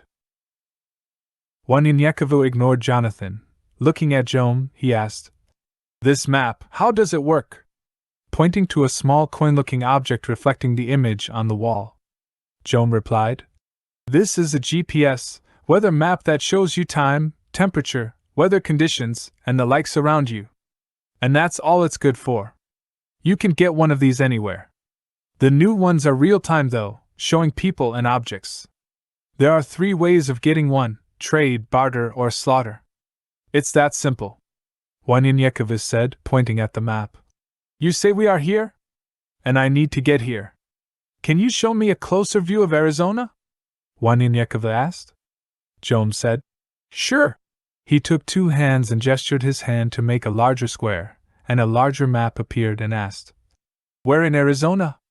Wanyinyekevu replied, I believe it's the Sioux Reservation outside of Tucson. Jonathan looking closely. Here. Studying the map, Wanyinyekevu said, That will take many moons to reach there. It is so. Their conversation became more interesting as they ate and got acquainted. Before they knew it, it was 7 p.m. Joam said, If you are to go, you need to go right now. We, Anakataas, as you call us, party and make mischief at night. Those guys are not looking for you around this time. May your Sabaoth, as you call him, be with you. Joam smiled as he continued, You're pretty much a nice guy, but ignorant, but nice will get you killed in these here parts. Wanyinyekevu took out his blade and began sharpening it, saying, Yes, I know, but my kindness is not weakness. Besides, those men were going to kill both of you as well. Your life means nothing to them. Joam then said, Well, they might have thought we were together, for we are not from around here. We, too, are just passing through, waiting to see what our next move is. Pointing at Jonathan. If someone hadn't decided to gamble our jet bikes away, we would have been out of here long ago. Wanyinyekevu smiled. You must come with me on my journey and let us learn from each other. Joam thought for a minute, looked at Jonathan, and shook his head. We can go as far as Las Cruces, New Mexico, and then we must head north to Albuquerque. I guess we can go that way. Hell, we've been here what? About 6 months or so, maybe it's time to move on to our next adventure. Jonathan rudely interrupted. But what the fuck can we learn from your ass? You don't know shit. Wanyinyekevu placed 3 stars, 2 metal and 1 wooden, on the table. Jonathan picked up the wooden one and accidentally pricked his finger. Damn, this bitch is sharp. Wanyanyekova smiled. Pick something in here and pick any star, and I will hit it. A smile was on Joam's face. He grabbed a coin out of his pocket and threw it up in the air. That! Wanyanyekova grabbed one of the metal stars and said with a smile. It is so. The coin came down on the table with the star dead in the middle. Bullshit! Jonathan said, grabbing the star with the coin infused into it. How in the fuck? Did you do that? As he spoke, Wanyanyekova grabbed the wooden star and threw it toward Jonathan. The sound of the wooded object whizzed past his left ear, making a whistling noise. Hearing the star hit the back of the wall behind him, he turned around to see a tarantula that had been split in half. Angry, shocked, amazed, and surprised at what he had seen and heard, Jonathan jumped up and started cursing and admiring Wanyanyekova's skills simultaneously. Man! What the fuck you think you're doing throwing that shit at me? Wanyanyekova peacefully said. It was not at you, it was past you. Is that not poisonous? I have never seen such a gigantic spider like that before. Jonathan replied. That bitch ain't shit, but a big-ass spider. You never saw a tarantula before either, hell nah. As he started fussing at Wanyanyekova, Joam saw the frustration on Wanyanyekova's face. He interrupted Jonathan. Shut your bitch ass up. Joam then looked at Wanyanyekova. Excuse my brother, he has a mean bark, but he ain't got no bite. Wanyanyekova had a confused look on his face at the saying. Joam patted his brother on the chest 3 times. He has a delicate heart. Jonathan pushed his brother, saying, Fuck you. Why are you apologizing for me, motherfucker? He's the one that threw that star at me. Joam replied. Past you. He thought you're silly, ass was in danger, asshole. Calm the fuck down and let's get the hell out of here. I'm with old boy here. We smell like shit up in here. They walked up to the pathway that led out of the structure, and Wanyanyekova noticed the stairs, for it was made of a liquefied substance that was extremely hard. It resembled solid molten lava, but was silver. Wanyanyekova looked at them with amazement and felt a tap on his shoulders. Jonathan smiled and jokingly said, Sabaoth is able, yeah? Wanyanyekova smiled back. It is so. Joam, leading the way up and out of the cube, quickly ran about 5 feet away from the entrance and fell to his knees, brushing away dirt and sand until he came across a red blinking light. He pushed the light, and the sand behind them started collapsing into a large hole by the time Jonathan reached the top of the stairs. A small stainless steel cube appeared about 1 inch in depth and width, right below Jonathan's feet. Staring at the hole and curiously at the cube, Wanyanyekova shook his head. Joam had a solemn look on his face as he bent down, pulled off his backpack, and placed the cube-shaped device into it. Then he looked up at Jonathan. We gotta go north and get those horses from those men. We can't go south because of our new friend and that damn door. Those guys got horses, plus I'm sure they think we are in front of them instead of behind them. But it's 8 of them, according to, man, how in the heck do you pronounce your name? Wanyanyekova said proudly. Wanyanyekova. And then slowly tried to sound it out for them, as Joam threw each of them a small black device the size of a button. How do you spell that? Wanyanyekova said. Wanyyekevu. Jonathan just shook his head. Damn! Well, I'm going to call ya assway. You know, like take your ass that way. As he pointed. You got 26 syllables and 26 letters in your damn name. Look, I'ma tell you like this. It's only 3 of us and we, pointing at himself and his brother, ain't no fighters, we shoot the shit out ya. Pulling out a Z-51 rifle and throwing Jonathan the 630-9 handgun, he continued. This shit here will stop a motherfucking transport train. Then he throws something toward Wanyanyekova. This is for you since you are a little bit behind time, an ancient Colt 45. Wanyanyekova shook his head in refusal. No, I have this. Pointing to his cane. No motherfucker, you better take this shit here. He pointed with the Colt at a cactus, and a loud sound ripped through the air, destroying the cactus. This motherfucker here is what you need. Ain't no long-ass knife gotta stop a motherfucker that ain't close enough to use it on. Just point and shoot, just point and shoot. Joan, laughing at Jonathan. Point and shoot? Motherfucker, I wish you could do that too. You'll miss it if it's not as big as that cactus. Wanyanyekova pulled out his grandfather's old Colt and said, I have one already. He took the 45 anyway, and asked, What is this black button that you gave us? Jonathan said, It's a laser detection. It warns you if someone is pointing a laser-type weapon at you. As long as the laser points at you, it will go off. Wanyanyekova was a hunter by nature, and tracking was just as easy. To his surprise, the two brothers were gifted in tracking as well. Now 18 years old and the brothers were 22 and 17, and for months, they had traveled for miles headed to Colorado to try to live a somewhat normal life, without shame.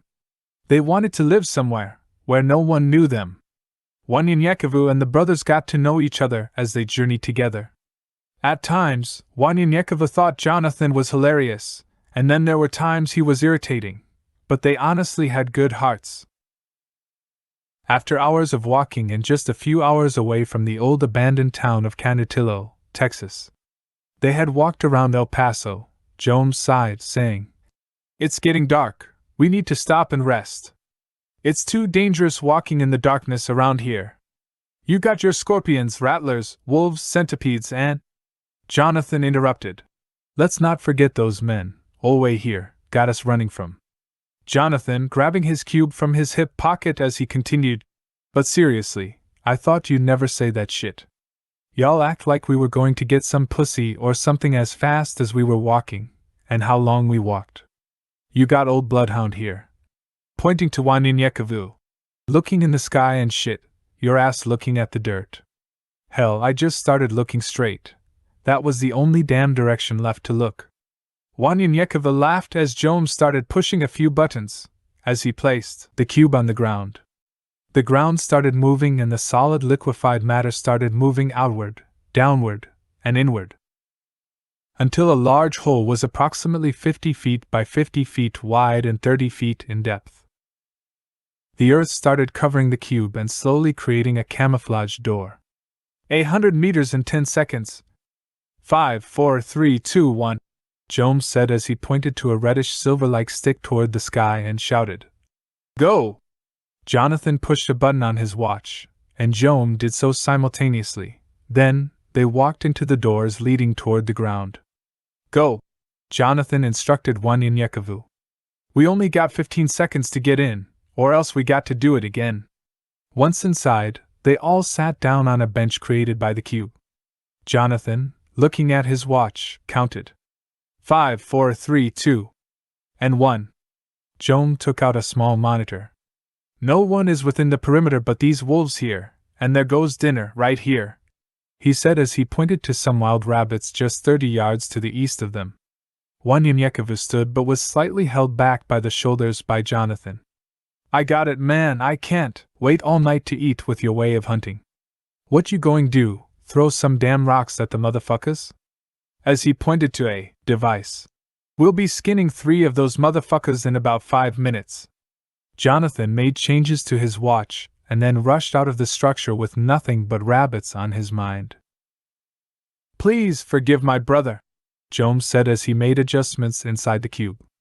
As I said before, he is a good person, but our life hasn't been perfect, and we are taking our time traveling away from our old life. It's been about 2 years now since we have moved on, and it takes time, I feel, before we can lose our old ways and habits. Joan started opening up to Wanyanyekova because he admired him. As he continued, We grew up as orphans in the cold hills of Virginia from the age of 10 and 15 years old. Our father was a pimp in Dougspa, Virginia, and our mother was one of his main prostitutes. As runners for our father, we learned the hustle game really quickly until one of the elite Tier 3 Kompyutans who often traveled there from the territory of Old Greensboro murdered our father and mother. We would supply the prostitutes and their johns with drugs and protect the women from abusive men were our key jobs working for him. After the death of our parents, and an unsuccessful try at foster care, We soon became large suppliers of the drug and weapons trade for 5 years. If Anakataas hated the Kompyutans, we despised them. We have depended on each other for the past 8 years, living a life of shame, looking for hope, I guess you might say, for the past 2 years traveling. Wanyanyekevu understood and didn't judge, feeling Joan's sincerity. He smiled.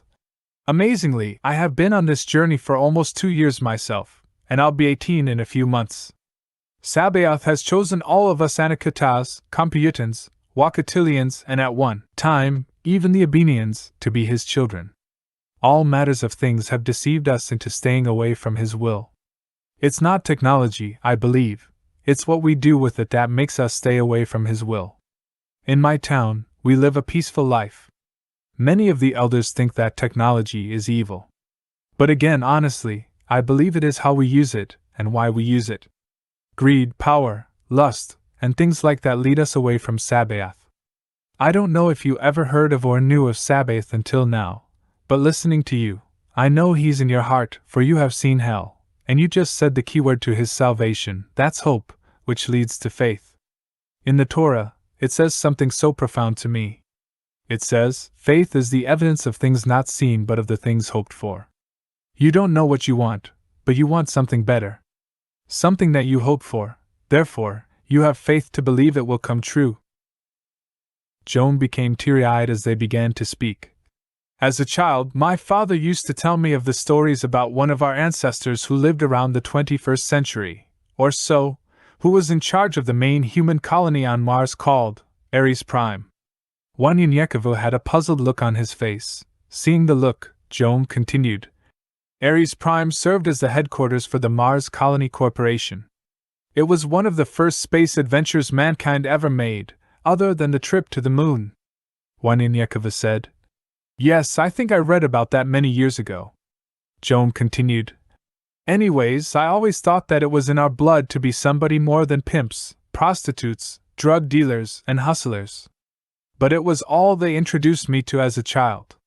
Sabaoth, no, I never heard of him, but if he can change my immature-ass brother and me, I'm willing to check him out.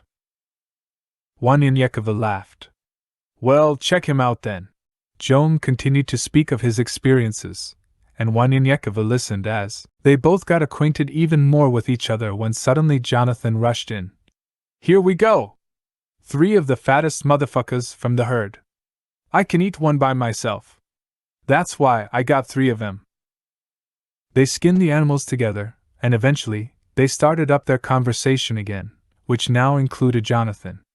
Jonathan joked for most of the conversation, but as he saw his eldest brother being serious for the first time in his life, he, too, started opening up a little. Wanyanyekevu scraped up the last of his herbs and spices from his mother's bags for his journey. He convinced them to let him cook for them but just needed to know how to work their oven. He quickly discovered it was easy and a lot faster than what he was used to. The brothers preferred his cooking method for a much better taste but were willing to use theirs also. The rabbits were seasoned just right, smothered in a thick gravy sauce, topped with wild rice and a side dish of carrots and sweet peas. The brothers agreed that they were pleased, and the meal was perfect. Rubbing and then scratching his stomach, Joan said, Hell, I'll see y'all later. What time are we gonna head out? Wanyanyekevu said, Round about daybreak. They can't be too far ahead of us. I figure they are sleeping or about to go anyway. We need the element of surprise on our side. Cool, both brothers said. They talked for a few more minutes before they were sound asleep. Wanyanyekevu closed his eyes. Within seconds of staring into the darkness, he fell asleep. A vision awakens Wanyanyekevu. He sees light, the light quickly opens up, and there he sees the 3 of them sleeping. Then he quickly sees himself outside the cube. 8 men surround them, sitting and waiting for the first sign of movement. Then he reappears inside again, and there's Jonathan, who wakes up and punches his brother's shoulders. Wake up, and let's do this. He gets dressed and prepares himself for what might be a battle. Joan wakes Wanyanyekevu. Jonathan looks at the monitor. All clear! As soon as he opens the door, he's shot in the forehead and falls dead on the steps. Joan rushes to his brother's side, and there stand 2 men. who opens the door and shoots Joam multiple times. Realizing it's another vision, he opens his eyes again into the darkness, waking Jonathan. There are men outside, waiting for us to open that door. How can that be? The alarm didn't go off. The sound of Jonathan's voice awakens Joam. Waniniekava said, I don't know why your alarm didn't go off, but if you go out there, they will shoot you on sight, for they are waiting at the entrance. Waniniekava gives the brothers the details, and Joam quickly rigs up an claymore mine device to go off when he remotely opens the door. 3 men standing outside the door saw it was about to open and drew their weapons but were killed by the explosion. Jonathan and Waniniekava spring to the top of the door, killing another 2, but Joam is shot in the head and dies. Darkness covers Waniniekava several times as the different scenarios play out. Waniniekava then hears a loud voice. Either they both die, or one of them live, unless they both believe. What seemed like hours to Waniniekava was only 5 minutes since they laid down to sleep. Waniniekava wakes both of them up. We have less than 7 minutes to prepare for an ambush. We must go, and go now. Quickly, they all ran at least 15 yards behind some rocks. Waniniekava grabbed them, both. This is a matter of life or death. I know in my heart you both want to believe in Sabaoth. Joam was about to interrupt him. Waniniekava held up a finger to tell him, hold on, as he continued. Let's just say I know something and someone that you don't know. For now, you might feel betrayed by Sabaoth, but I need you to understand that everything is done for a reason. He looked around the corner and saw 5 men surrounding the entrance, and 2 men standing off holding the horses to the side, and 1 man just a little way off on his stomach with a sniper rifle. I need you both to either accept or deny Sabaoth now. Confused, Jonathan and Joam looked at each other and said, Accept.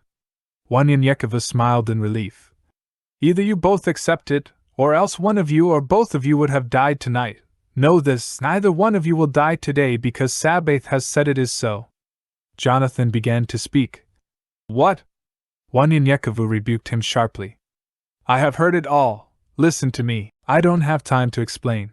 Waniniekava briefly told them about his dream, then they all whispered amongst themselves until Waniniekava said, They are waiting for us to come out the door, so I will go around quietly and kill the man lying down. I need you to wait for my signal and get near the men with the horses so as not to spook them off. Waniniekava pointed at Joam. You 2 need to kill the other men waiting at the doorway.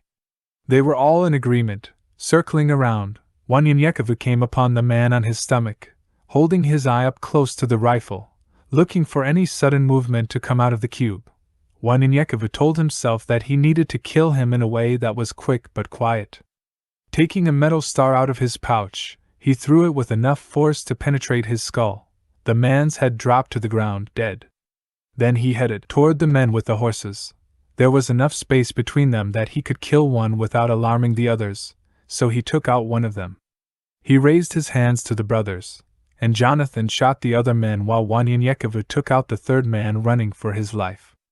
They gathered the bodies together and threw them on top of each other. Jonathan and Joam shook their heads looking at the men's clothing, and Jonathan said with fear in his eyes, We definitely can't stay here now. Do you know who the hell these men are? Dead? Waniniekava said. Jonathan thought about it for a second and said, Well, yeah, they are, but these are the men of the Emote Circle. They are one of the major cartels that run all trade inside, outside, and around no man's land, the entire country of Old Mexico and El Paso. Oedipus is the most ruthless of them all, and his son, damn, one ugly sumbitch, Aislinn, was just killed the night before.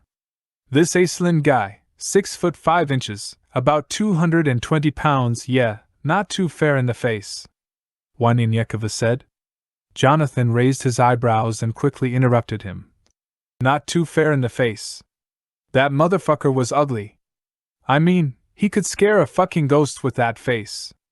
Waniniekava laughed. Yeah, I guess you could say he was ugly. For I'm the one who killed him.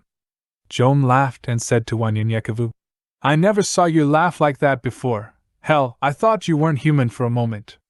Jonathan shouted. Fuck a laugh. You killed him! He began pacing back and forth. You killed him, hell to the nah, man! Jonathan held his head and took a deep breath. Well, we definitely have to leave now. Joam turned to Wanyanyekevu. I want to talk about this. This is the second time you saw something before it happened. Are you a psychic or some kind of voodoo priest? You did say you were from Louisiana.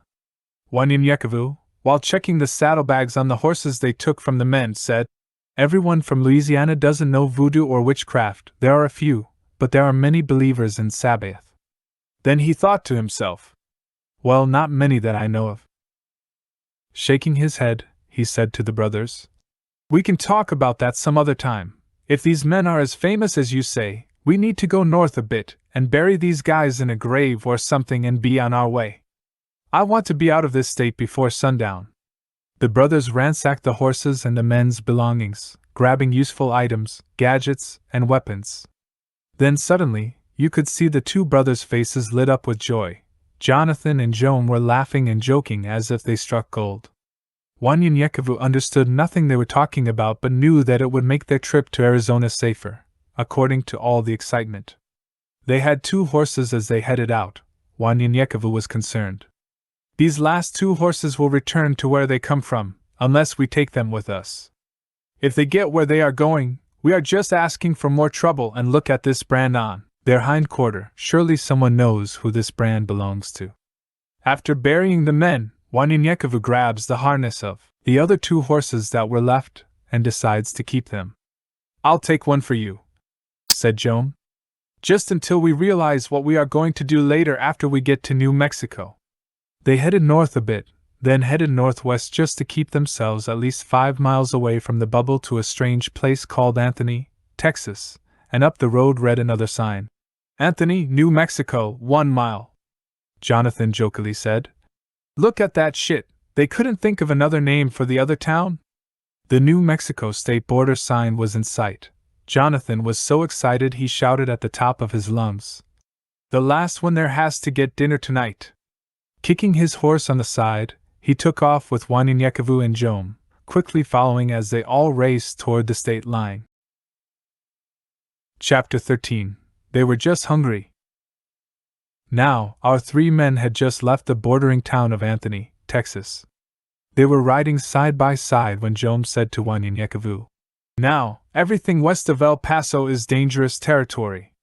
What was once called Arizona, Nevada, New Mexico, Colorado, Wyoming, and the southernmost part of Idaho and Montana is known as No Man's Land. Jonathan interrupted. North of No Man's Land is nothing but a blanket of ice that reaches the North Pole and those damn Abenians. I'm told they live in these cold-ass places by the millions. Them motherfuckers love cold weather. Joam gave Jonathan a funny look. Ain't nobody asked for your 2 cents, Wanyanyekevu said calmly. It's okay. All I know, or shall I say read, is that the indigenous people occupy all of old Arizona and the southernmost part of Nevada, and they called it El Morican. It is sometimes called a Mexim, and even Yelva land, which means bare land. They lived amongst each other in peace and harmony. Choctaw, Apache, Navajo, Ute, Cheyenne, Sioux, and many others, and they refused to call themselves anything else. Looking at Jonathan, Wanyanyekevu said, Even Wakatilian. Jonathan jokingly said, Hell, they can call themselves anything they want to, but to this world, they are still nothing more than just Wakatilians. Joam shook his head at Jonathan. As I was saying, there were a few spots here and there that were considered okay, but the lack of water, vegetation, but mainly because of the illegal activities. It's been abandoned for centuries, so it simply became known as No Man's Land or Nowhere. Jonathan interrupted Joam. When did your ass started talking all nice and shit, no matter what one would call it or some called it, it was a ruthless place where there are no rules. Wanyanyekevu said to them both. Sabaoth has sent me here, and I am protected. What I didn't know was that California and Washington were under the sea and replaced with strips of islands. Joam shook his head. Yeah, man, that's been about 5 years now. Jonathan shouted. Man, y'all must have been living under those Louisiana rocks. That damn San Andreas fault line gave in and said, fuck it. Wanyanyekevu stopped his horse, saying, "Why are you two going to New Mexico if it's that dangerous?" Jonathan smiled. "He just told you it's not all bad, plus we're prepared," as he upholstered his gun. See? As they approached the ghost town of Anthony, New Mexico, the three young men rode ever so carefully through this town, not knowing what to expect or if anyone or anything was around. Joan, looking around, said, "This is creepy. Have y'all noticed the farther we go, the denser it gets with trash and these ancient old cars and buildings? The town on the Texas side was spread out and clean, but this one, just a mile apart from each other, everything is closer together?" Jonathan said.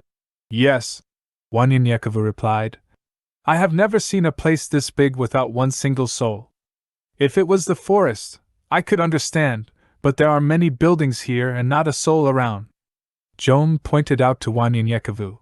"When the Abenians built these bubbles, or whatever you want to call them, they built them for all major cities with a population of about, I don't know, maybe 250,000 or more, which were called micropolitan or micro areas. Then they said something about wasting energy or something like that and wanted everyone to move where the majority of the population existed. They abandoned many smaller cities, especially in the south, taking the bubble but leaving the cities. Of course, there are still a few micros but not so many as it once was."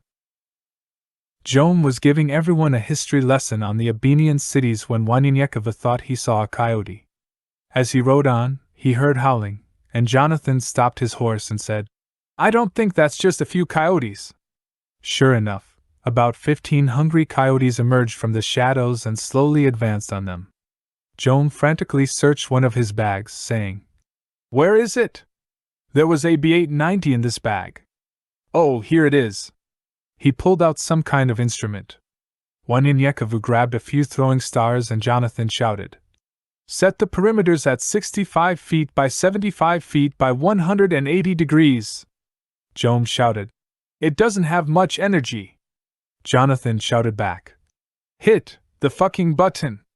Joan pushed the button when at least 10 coyotes had already leaped toward them, knocking Joan off his horse. Wanyanyekevu threw a star at one coyote, killing it instantly, and was covered in blood. The dead animal's body seemed to anger the pack even more as they continued their approach. Time flashes back. Wanyanyekevu turned to Joan as he spoke. "When the Abenians built these bubbles, or whatever you want to call them, they built them for all major cities with a population of about," Wanyanyekevu said, 250,000 or more. Wanyanyekevu shouted to Joan, "I just had a vision." He pointed at a horse and continued, "Inside that bag is a B890 from one of the dead men. Set it for 65 feet by 75 feet by 108 degrees. Don't worry about the energy level." Following Wanyanyekevu's orders, Joan grabbed the B890 and set the perimeters as Wanyanyekevu had said. With the howling of coyotes in the background, Joan started moving quickly and immediately pushed the button. A force field had now covered all the men and the horses. Joan looked up to find that coyotes surrounded them. He saw some coyotes passing through the force field and turning into dust. "We got about 20 to 25 minutes before this force field is gone." "Then what?" Wanyanyekevu, not wanting to kill the entire pack, noticed the pack leader. "Wait!" he shouted. "Take us over there." Joan began to speak as two. 3 coyotes attempted to jump through the force field and failed, but Wanyanyekevu interrupted him. "I know what I'm doing!" So, Joan took the force field as the men rode their horses step by step to stay in the force field to the location Wanyanyekevu pointed out. 15 minutes! Shouted Joan. The 3 men and their horses were in a corner. "Okay, let me out of this thing," said Wanyanyekevu. Joan turned the device off for just enough time for Wanyanyekevu to clear its radius. He quickly turned the machine back on. "Follow me," Wanyanyekevu said. The pack's leader was directly in front of Wanyanyekevu, growling at him. Wanyanyekevu stood his ground and approached the coyote without fear. "I don't want any more of you guys to get hurt, but it's kill or be killed at the moment, I know. You need to walk away before many more of you die," Wanyanyekevu said to the coyote, as if he hoped the coyote would understand. The coyote growled, showing his teeth as if to intimidate him. Wanyanyekevu watched as the different scenarios played out in his head. He found one satisfying to him. The coyote leapt at Wanyanyekevu. Calculating his every move, Wanyanyekevu grabbed the coyote by the neck and held him in a chokehold. Grasping and choking, the coyote began to whine. Fussing at the coyote. I told you it didn't have to come to this, but now you are hard-headed. If I let you go, will you find a meal elsewhere? We are not your meal. Withdrawing his arm quickly not to get bitten by the animal. The coyote quickly got up from the ground and ran off, with the rest of the pack following suit.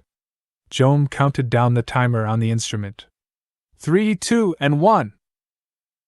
Seriously, now you've got to tell me how the fuck you are doing that, Jome said as he turned to Wanyanyekevu. They were just hungry, Wanyanyekevu said as he got back on his horse. Jonathan said with his arms flying around. Shit, that only explains why they attacked. Hell! We know that much! Moving Jonathan's horse to the side, Jome said. That's not what we're talking about, and you know it. As Jonathan joined back in. Yeah, man, how in the hell do you know when shit is gonna hit the fan before it happens, is what he's talking about, and you know that. And what is this thing with you fussing with an animal like your ass is Dr. Doolittle? Wanyanyekevu smiled. I'll tell you tonight when we settle down. Jonathan murmured to himself out loud. I want to know that shit right now, fuck that. Wanyanyekevu turned back around toward Jonathan. Patience is not your strong suit. Is it? Wanyanyekevu knew it was time to tell the brothers about his gift. He felt that the only reason Sabaoth allowed them to see him was that they too were a part of his plan. The men gathered their belongings and headed north about 2 hours later. No one had said a word except Jonathan kept talking to himself about what had happened as they were near the edge of town. Sabaoth has given me the gift to see things before they happen, and you too can receive your special gift from him in due time, Wanyanyekevu said to the brothers. Jonathan said, We get gifts just for believing? I want to turn everything I touch into gold. Jome became mad. Your greed for money got us right where we are now. Wanyanyekevu was confused about what that meant but knew it had something to do with their past, so he said nothing. I think it's time to set up that D44 doohickey thing, Wanyanyekevu said. I'm hungry and tired right now and ready to sleep, Jonathan. Since you lost the race into New Mexico, you have to hunt for something to eat again tonight. Jonathan was frustrated. Who the fuck do you think you are, motherfucker? Jome sharply said. Who said the last one has to find dinner? Bitch. You lost. Carry your ass and find something to eat, motherfucker. Wanyanyekevu was laughing. Yeah, go find something to eat. By the way, I'm sick of rabbit. Jonathan was stomping like a child into the desert, returning an hour later with a few rabbits as Jome was teaching Wanyanyekevu how to operate some devices. This is a D44. Not a cube, it combines surface computer and nanotechnology, said Jome before he excused himself, eyeballing Jonathan out of frustration. Walking toward his brother in a harsh but calm voice, Jome said, We don't need to be who we once were. We don't need to act the way we once did. The way we were surviving. Now, it's time to live without looking behind our backs. Didn't we come all the way out here to become someone different? Jonathan raised his eyebrows and shook his head as he smiled at Jome. Jome helped Jonathan finish cleaning the rabbits while he jokingly chastised his brother. While preparing dinner, they argued for a little while about his temper, cussing, and downright disrespectfulness towards others.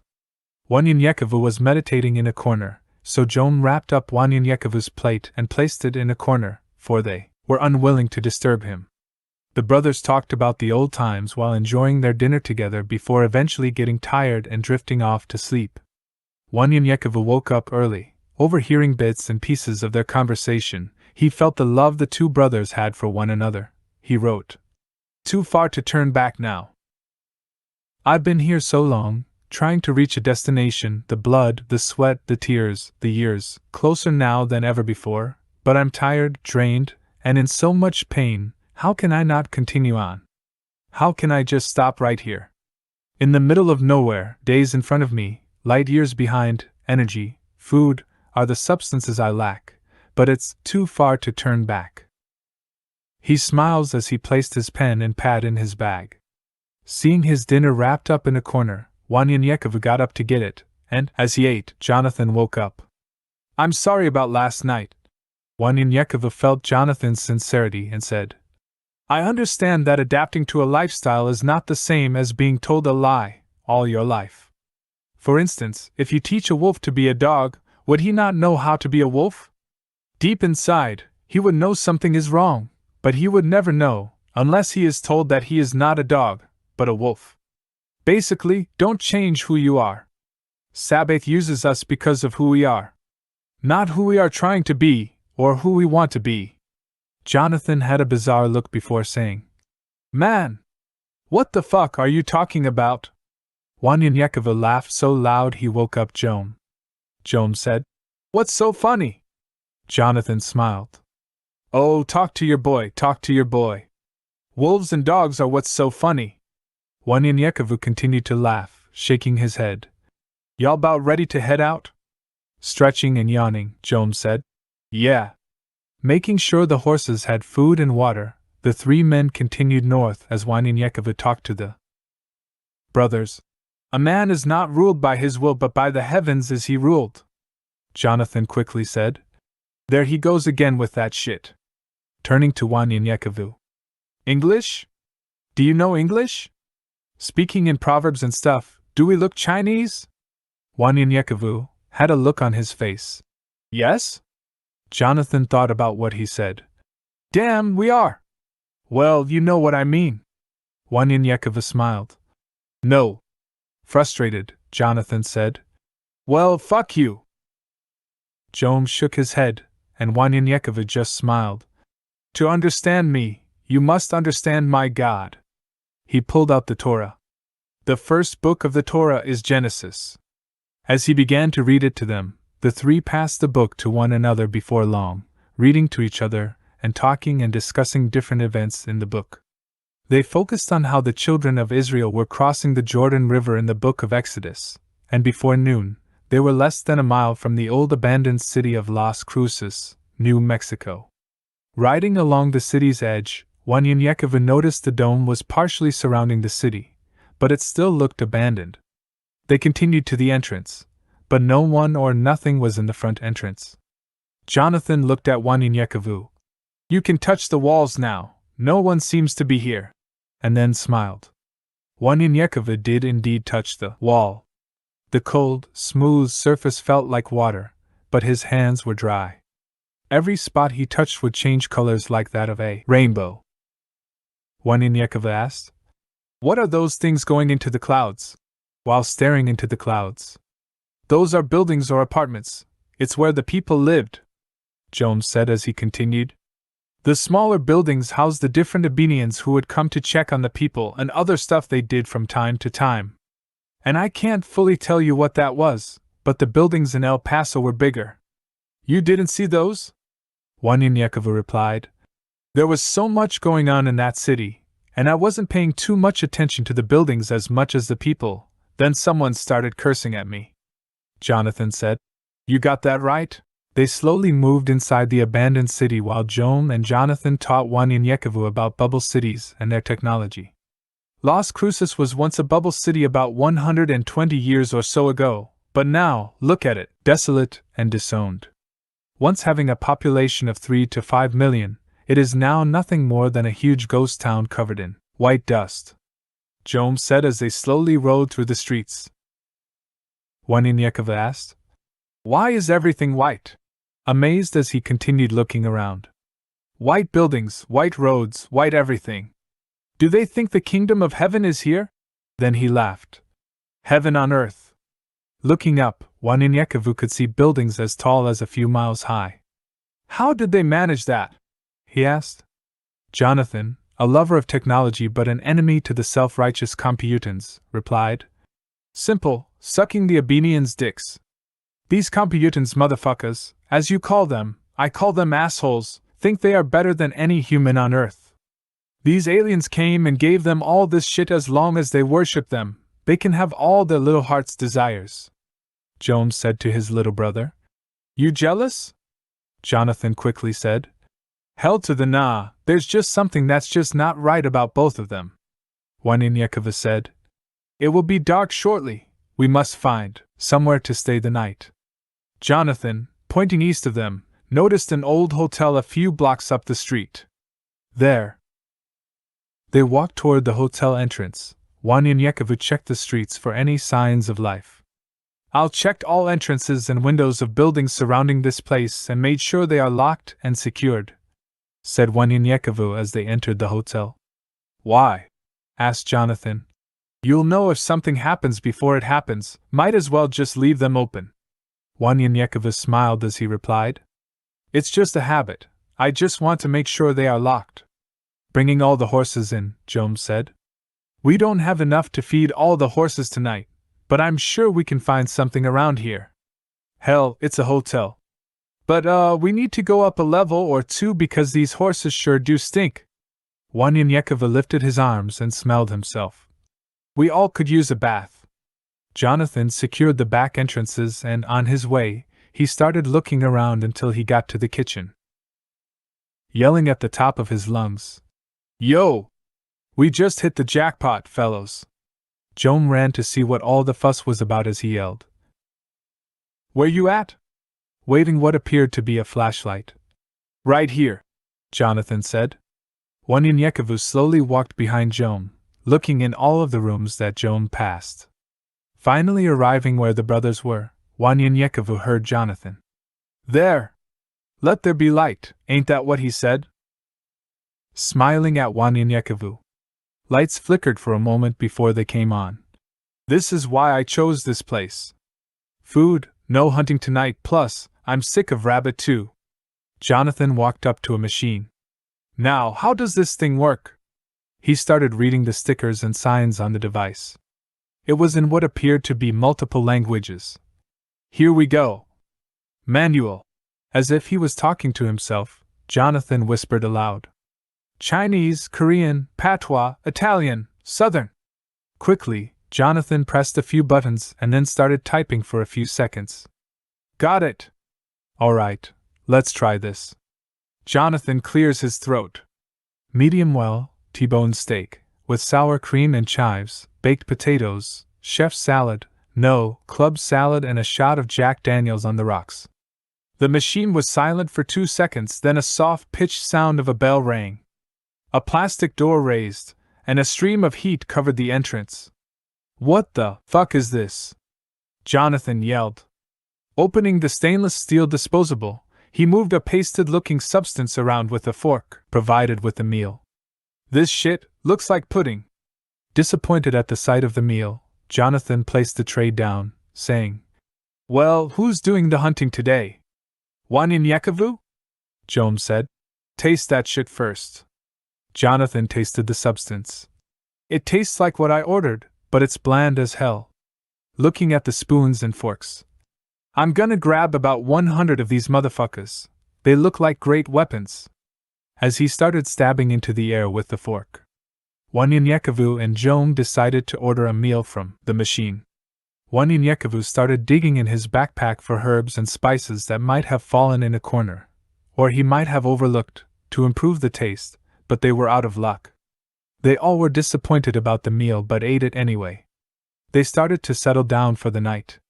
Jonathan then said, Let's read that Torah for a bit. I want to see what happens to that hoe. What's her name? Raquel? Jonathan paused for a moment then said, Yeah, Raquel. Used to date a girl back in the days named Raquel. Waninyekova laughed. Her name was Rahab. You never cease to amaze me. Jonathan shook his shoulders. Raquel, Rahab, it doesn't matter, they both were hoes. Chapter 14. The Children of Ibrahim. They began taking turns reading the Torah, until they started getting sleepy. Please! An elderly man walked down towards them. Don't be alarmed. Hearing the voice, everyone jumped up and looked at Waninyekova. Waninyekova smiled. He can't be a threat, I didn't see anything. Jonathan said. Now, he tells us, it has to be a threat. They watched the old man as he descended from the stairs. No, I am not a threat. said the old man. I had to see if you were, before I approached. I was uncertain about that one when he started stabbing into the air with the forks. Pointing at Jonathan. Until you started reading the Torah. We also read it, but it has us confused at times. Jonathan shook his head. Oh hell, not another one with his old ass. Shit. He's the one that snuck up on us, and asking us if we're a threat. The old man continued. No disrespect, young man. We saw you coming to town after you touched the froth. The man pointed to some cameras hidden throughout the place. These are 16K infrared cameras, and they are placed throughout the city. We thought you would just pass on through, but when you came to this place, we worried for a bit. Anakataas nor Wakatilians are never seen together, and we were baffled. Joam asked, Froth? Hold up. We? The old man walked down the steps. The froth is the rundown dome that covers the city, and yes, we. Many stayed after the relocation, and as time passed, many of their children and their children's children left. It was just a handful of us for a while, but now it's just my children and myself. Come, let me introduce you to the rest. He takes them upstairs to the elevators. Wanyan had never been on an elevator and had never been so high before. The elevators seemed to drop a bit before moving upward, creating butterflies in his stomach. In his mind, he counts the floors and watches through the clear glass elevator doors. Jonathan looked at the old man pointing to Wanyan. He ain't been nowhere before, the old man said with a smile. Neither have I. Raising his eyebrows, Jonathan said. You have never left the city at all. The old man shook his head and simply replied. No, I was born and raised right here in this city, my father and mother, and their mothers and fathers. I will die here as well. Wanyan interrupts them. How high does this machine go up? The old man laughs. 3,164 stories, but we share the entire 200th floor, the rest is empty. Wanyan turns around, slowly counting the numbers on the elevator window. 165, 166. Joam grabs Wanyan by the shoulders, pointing to the horizon. Don't think about the height. Look out at the beautiful sunset. The purple and orange skies, just beautiful. Looking beyond the city and the landscape. Yeah. Wanyan starts to speak when a bell rings, and he starts looking around. Joam laughs. See, we're here. They exited the elevators and entered a large white room. At the end of the room were 3 hallways, one to the right, one to the left, and one directly ahead of them. Standing there in amazement in the center of the room with all smiles stood 6 people. This is we? Said Jonathan with great enthusiasm as he kept staring at one of the women standing there. Joam and Wanyan looked at each other and raised their eyebrows as he continued. How in the... Jonathan caught himself before he cussed, but he continued. How did you manage to live here all these years with just a handful of y'all? Joam turned to Jonathan. How did we? Jonathan just smiled. Joam whispered to Wanyan. This boy is acting strange. Wanyan saw the young lady Jonathan kept staring at. Well, she is beautiful. The old man walked out in front of them. These are my children, pointing to each one. This is Alpha Primate-3, Alpha Primate-4, Alpha Primate-5, Alpha Primate-6, Alpha Primate-7, and the little man is Alpha Prime 16-6, and I'm Alpha Primate-1. Jonathan snapped out of it and said, Wait. What? Alpha Prime? Joam and Wanyan looked at him. What? Jonathan said as he continued. Have you ever heard of someone named Alpha Prime? Wanyan said. Have you ever heard of someone named Wanyan? Jonathan said. But they sound like nomenclatures to me. I don't care what you say. Shaking his head with a smile, Joam said. Please forgive the rudeness again. He punched Jonathan in the shoulder. My name is Joam, this is my little brother Jonathan, and this is our friend Wanyan. Jonathan shook his head. But we call him Way. Wanyan smiled as he noticed Joam had finally pronounced his name right. Jonathan walked toward Alpha Primate 7. Hi, I am John. Joan grabbed him by his collar and whispered in his ear. Bring your ass back here and act civilized. The youngest, Alpha Prime 16-6 said to them. Why are you not Alpha or Beta or Pi? Excuse the little man, he's always filled with questions. The old man, Alpha Primate 1, said, grabbing Alpha Prime 16-6 by the hand. He's been with us since his mother died a few years back. Please, there are many questions for all of us to ask. Let's get some rest and talk in the morning. Walking toward the edge of the large room. Do you prefer separate rooms or one room for all of you? Asked Alpha Primate 1. Please, one room for us all. We do not want to put you out, said Wanyan-Yekavu. Alpha Primate 1 held up his arms. We have the entire floor, in fact, the entire building. There's no way you could, as you say, put us out. They all laughed. Entering an enormous room. There's nothing here, said Jonathan. Please stand within this white square, said Alpha Primate 1 as he pointed down toward the square directly in front of the door's entrance. He continued as he started pressing buttons. In this room, we have the jungle. Within a second, the entire room looked exactly like the jungle. He continued pressing the buttons as the scenery changed. Desert, New York, Miami, the Wild West, the South. Wanyan-Yekavu stopped him. That's it, the South. The view reminded him of home. Walking outside the square, he touched the trees and bushes, then turned around with a smile toward Joan and Jonathan. If it's okay with you two, and if y'all don't mind me enjoying a little taste of home, he said, thinking, as he took a deep breath. It's been a while, I guess I'm homesick. No problem, said Joan. We need to look after the horses before we call it a night, though. Please, by all means, please bring them up, said Alpha Primate 1. Wanyan-Yekavu had a funny feeling in his stomach. Jonathan laughed at Wanyan-Yekavu, seeing that he wanted nothing to do with that elevator again. I'll go, my friend. Wanyan-Yekavu, raising his eyebrows, whispered. My friend, who is he? As he looked at Joan, they both smiled. Alpha Primate 3 and Alpha Primate 4 simultaneously shouted.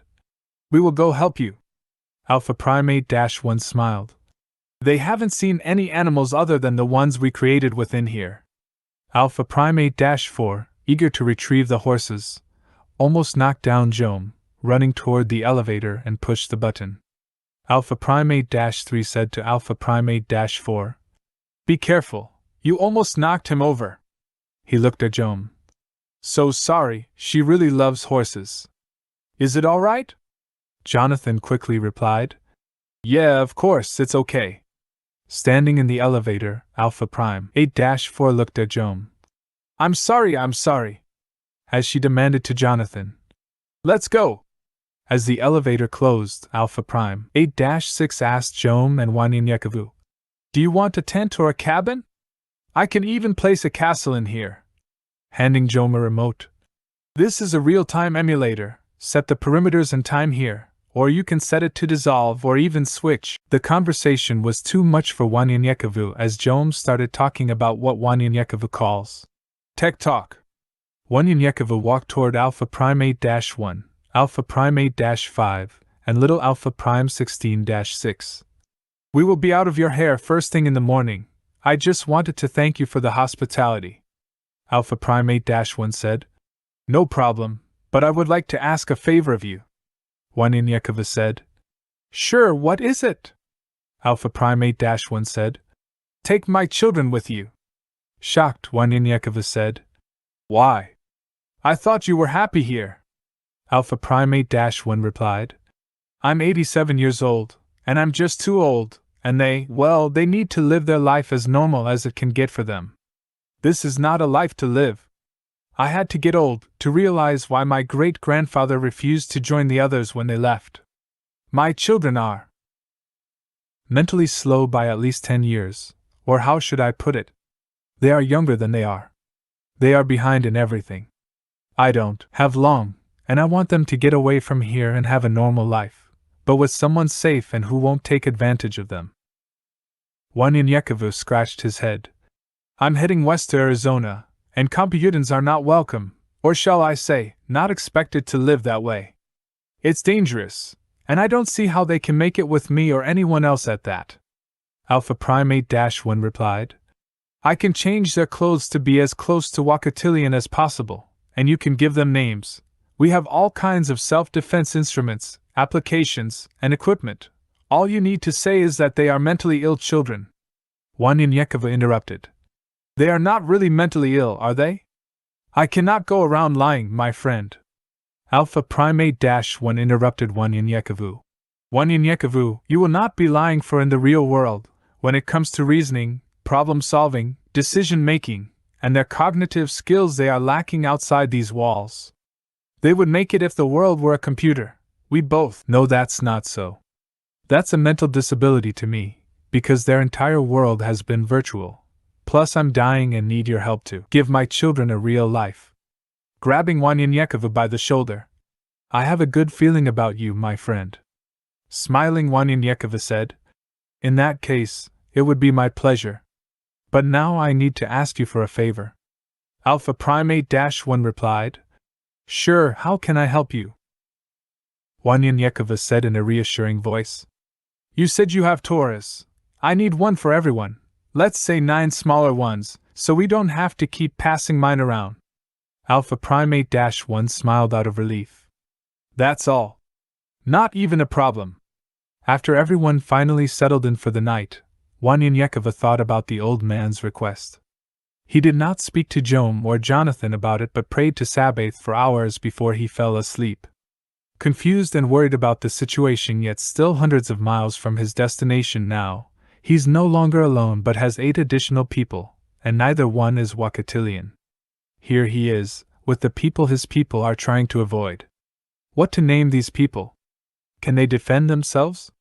What will the Wakatilian nation think of them? Questions just flowed through Wanyanyekovu's head as he finally fell asleep. He hears a loud voice. Behold your most trustworthy warriors, who shall stand by your side and never forsake you, your army, your warriors of Sabaoth. Wanyanyekovu saw at least 50 Wakatilian warriors dressed in war paint and ready for battle. Their names were called out as the voice introduced them. Jom, War Chief, Jonathan and Elisha, Intelligence and Tech Support Warriors. Not noticing at first, he looked again. Elisha was Alpha Primate -6. Wanyanyekova smiled. The voice continued. Elijah, a skilled scout. It was Alpha Primate -3. The names and faces continued. Grace, Mercy, and Joy, medical, surveillance warriors, and great hunters. It was the Alpha Prime daughters. The last names were called, and little Alpha Prime 18-6 stood. Daniel, the prophet of Sabaoth, and Obey, a great warrior of Sabaoth. Wanyanyekova said. Obey? I have never seen his face before. The voice said. You will very soon. Wanyanyekova said to himself as he woke from sleep, and he still heard the voice as clear as when he was asleep. The voice was of Mletsi, the messenger of Sabaoth. There will be 12, but for now, you must go to Kabbalah Lake. Everyone was still asleep in the digital cabin that Jonathan had made for them. Walking outside to the hologram of Louisiana, Wanyanyekova said to himself, It looks just like home, but where are the mosquitoes? Where's the smell of the morning dew? Where's the early morning cool breeze? As he walked around for a minute and observed the rest of the scenery. It's beautiful, but this is just an illusion of the truth. Grabbing his pen and pad, he wrote, Can you explain? To all the scientists, can you explain? Tell me how this world came to be? Telling me about this Big Bang theory. That's silly, saying we all came from apes that evolved into man. You talk like a fool, no matter how many years you went to school. Some things you have done, I totally disagree. I stand here, right here, now with the one, the Sun. And he is with me. A copy of the original. Not bad, if I say so myself. Took centuries to duplicate, still didn't get it right. Then you say that you don't believe in God. Can you explain? To this I do agree. You have gone astray.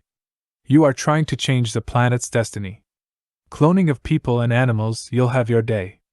Is it not right? Can you explain? Chemical warfare to help win wars, and destroys life. While you fight, you want to explain life. Tell us how to live a long life, just to destroy life. Can you explain? What kind of fool are you? A lot of things you're always trying to explain. Explain this. You said life was created by a single cell. If that's the case, tell me, who gave life to that cell? Can you explain? How long will it take for you to believe? When you reach that place called hell? See the face of your Maker, when it's too late. Yes, you might be able to predict the weather. But you're not always right. You say it's going to be sunny today, but look outside. Do you see the rain? Can you explain? Do you feel the pain? The wrath of the Almighty. I think you're the one going insane. Trying to explain. Exiting the room into a hallway, he noticed Alpha Primate -1 and all his children were there dressed like Wakatilians. Wanyanyekova laughed for a bit, then smiled as he fixed their clothing. Now you look like Wakatilians. Then he told them all to stand in a line by their ages. Just then, Jom and Jonathan walked in on them. Wanyanyekova, you ready to go? Jom said. Wanyanyekova held up a finger. One moment please, since we all are here, please let's bow our head in prayer. Everyone stopped and bowed their head as Wanyanyekova smiled again, thought about his dream, and began praying. Sabaoth, please hear a prayer from your humble servant. We are here to take upon a journey in your holy and blessed name. Here we stand, some confused and unlearned, but we know we shall stand through faith in you. We trust in Shika, whom we have redemption through his blood, even the forgiveness of sins. Here stands. Walking toward Alpha Prime, 8-1, and his children, he took out a small bottle of oil that he had blessed and placed some on his hands and rubbed them together. He put his hand on Alpha Primate -3's forehead. Alpha Primate -3, now your name is Elijah.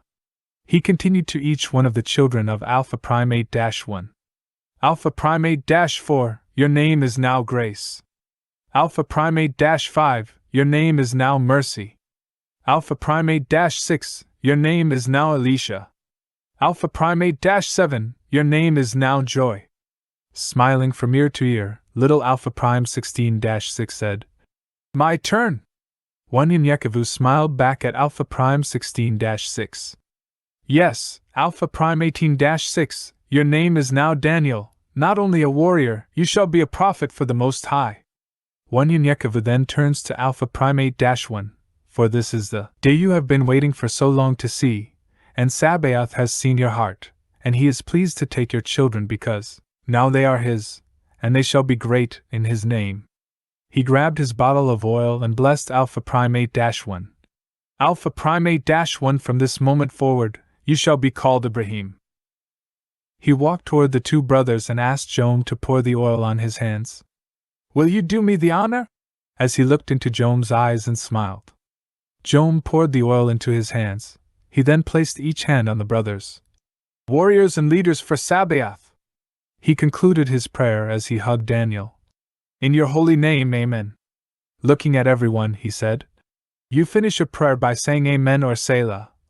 And everyone said, Amen. Jom and Jonathan were in a bit of shock as they pulled Wanyanyekova to the side. Jom said, These people can't fight. They're like children. They will die or get us killed at the first sight of trouble. Wanyanyekova smiled and said to Jom, These children, as you call them, will be great and powerful warriors of the Almighty, alongside you two in battle. Jom had a puzzled look on his face at what Wanyanyekova had just said. Jonathan was mad and said out loud, Shit! I mean damn, hell! Shaking his head, he said, Look! Wanyanyekova and Jom looked toward Jonathan. What? Holding up his middle finger and smiling, Jonathan continued, Fuck you. No, really. Listen, Alpha Primate Elisha, whatever your damn name is. I'm glad you guys changed your names because I wasn't going to call you 16-9 or whatever y'all names were, and who says dash anyways. Couldn't you have a point instead? You know, point 3, but no, you'll got a damn dash. Wanyanyekova looked at Jonathan and asked, Have I not shown you I have a gift? You too shall receive a gift, and it will be from Sabaoth. Trust me when I say he has blessed our union, and it will serve a great purpose. Jonathan calmed down, for he did trust Wanyan, and deep down, he wanted to know Sabaoth. Jonathan then pointed at Elisha. Okay, I will hang with him. We stayed up pretty late last night, and we talked about some of the technology they had here. We can take some along with us. Plus maybe he knows what to do with some of the other stuff we got off of our dead friends. Joam went back over to Elisha and asked about some of the instruments and equipment. But he held the bag up. I'm way ahead of you. Plus a few extras. Joam and Wanyan walked off to discuss details while Jonathan and Elisha went over what to bring along with them. After their lengthy discussion, Joam and Wanyan joined the rest and gathered their belongings and personal items. They finally organized their things, placed them on the horses, and were ready to enter the elevator. Mercy pushed the button, and the doors opened.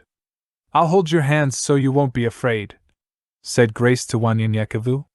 Jonathan looked at Joy and nervously said, I just want to hold your hands.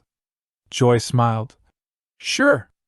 Ibrahim walked up to Wanyan with tears in his eyes, hugged him, and whispered in his ear.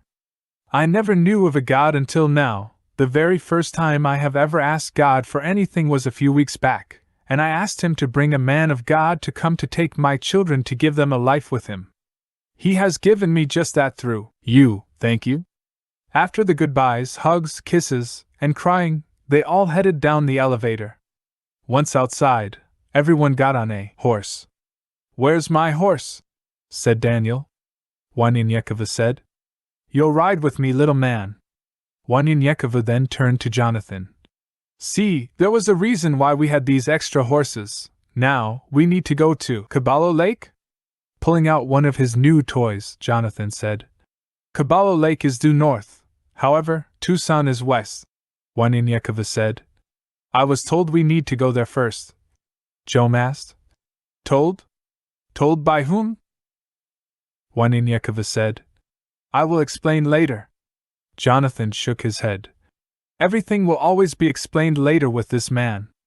They headed north. Wanyan and Joam led the group, followed in pairs by Mercy and Joy, then Elijah and Grace and Jonathan and Elisha, who carried the rear. Jonathan and Elisha were doing more talking about technology than anything else along the way. Joam had never seen his brother talk to anyone so much other than himself, as he looked back at his brother. He smiled, turning to Wanyan. I've never seen Jonathan so serious with anyone before besides me. Wanyan replied. He found himself a little brother, Joam said. I guess so. 3 hours into their journey, they heard a large and loud explosion that shook the ground behind them. Turning around, the children started crying, for they could see that their father had destroyed the entire city, as they saw buildings falling from the skies. Standing there while the children of Ibrahim cried, Wanyan, Joam, and Jonathan didn't say a word until they were ready to move on. They had traveled for miles before anyone said anything. He always said that he never wanted us to live like them, said Grace. He even told me one time you can camouflage a lie, but it will always be a lie, and he wanted us to see what the truth was. They continued to talk amongst themselves before Jonathan realized they hadn't eaten all day. Less than a mile from Caballo Lake, Jonathan complained. We have been traveling all day now, and haven't eaten a thing. Wanyan's mind wasn't on what Jonathan had said, for he started thinking about home. I don't have any idea why people stay in such a place. Back home, there's plenty of trees, grass, rivers, and lakes, and there's always something you can eat pretty much by walking down a trail. You'll see something to eat. You don't always have. Jonathan interrupted him. Fuck that shit, man. I'm so fucking hungry now, right now. There's always wild rabbits or snakes in these parts, if nothing else. Joam stopped his horse and pointed to the north. Just under a mile is Caballo Lake. If it hasn't dried up, we can stop there and rest a bit, but your ass needs to stop being a rude, crying ass little bitch.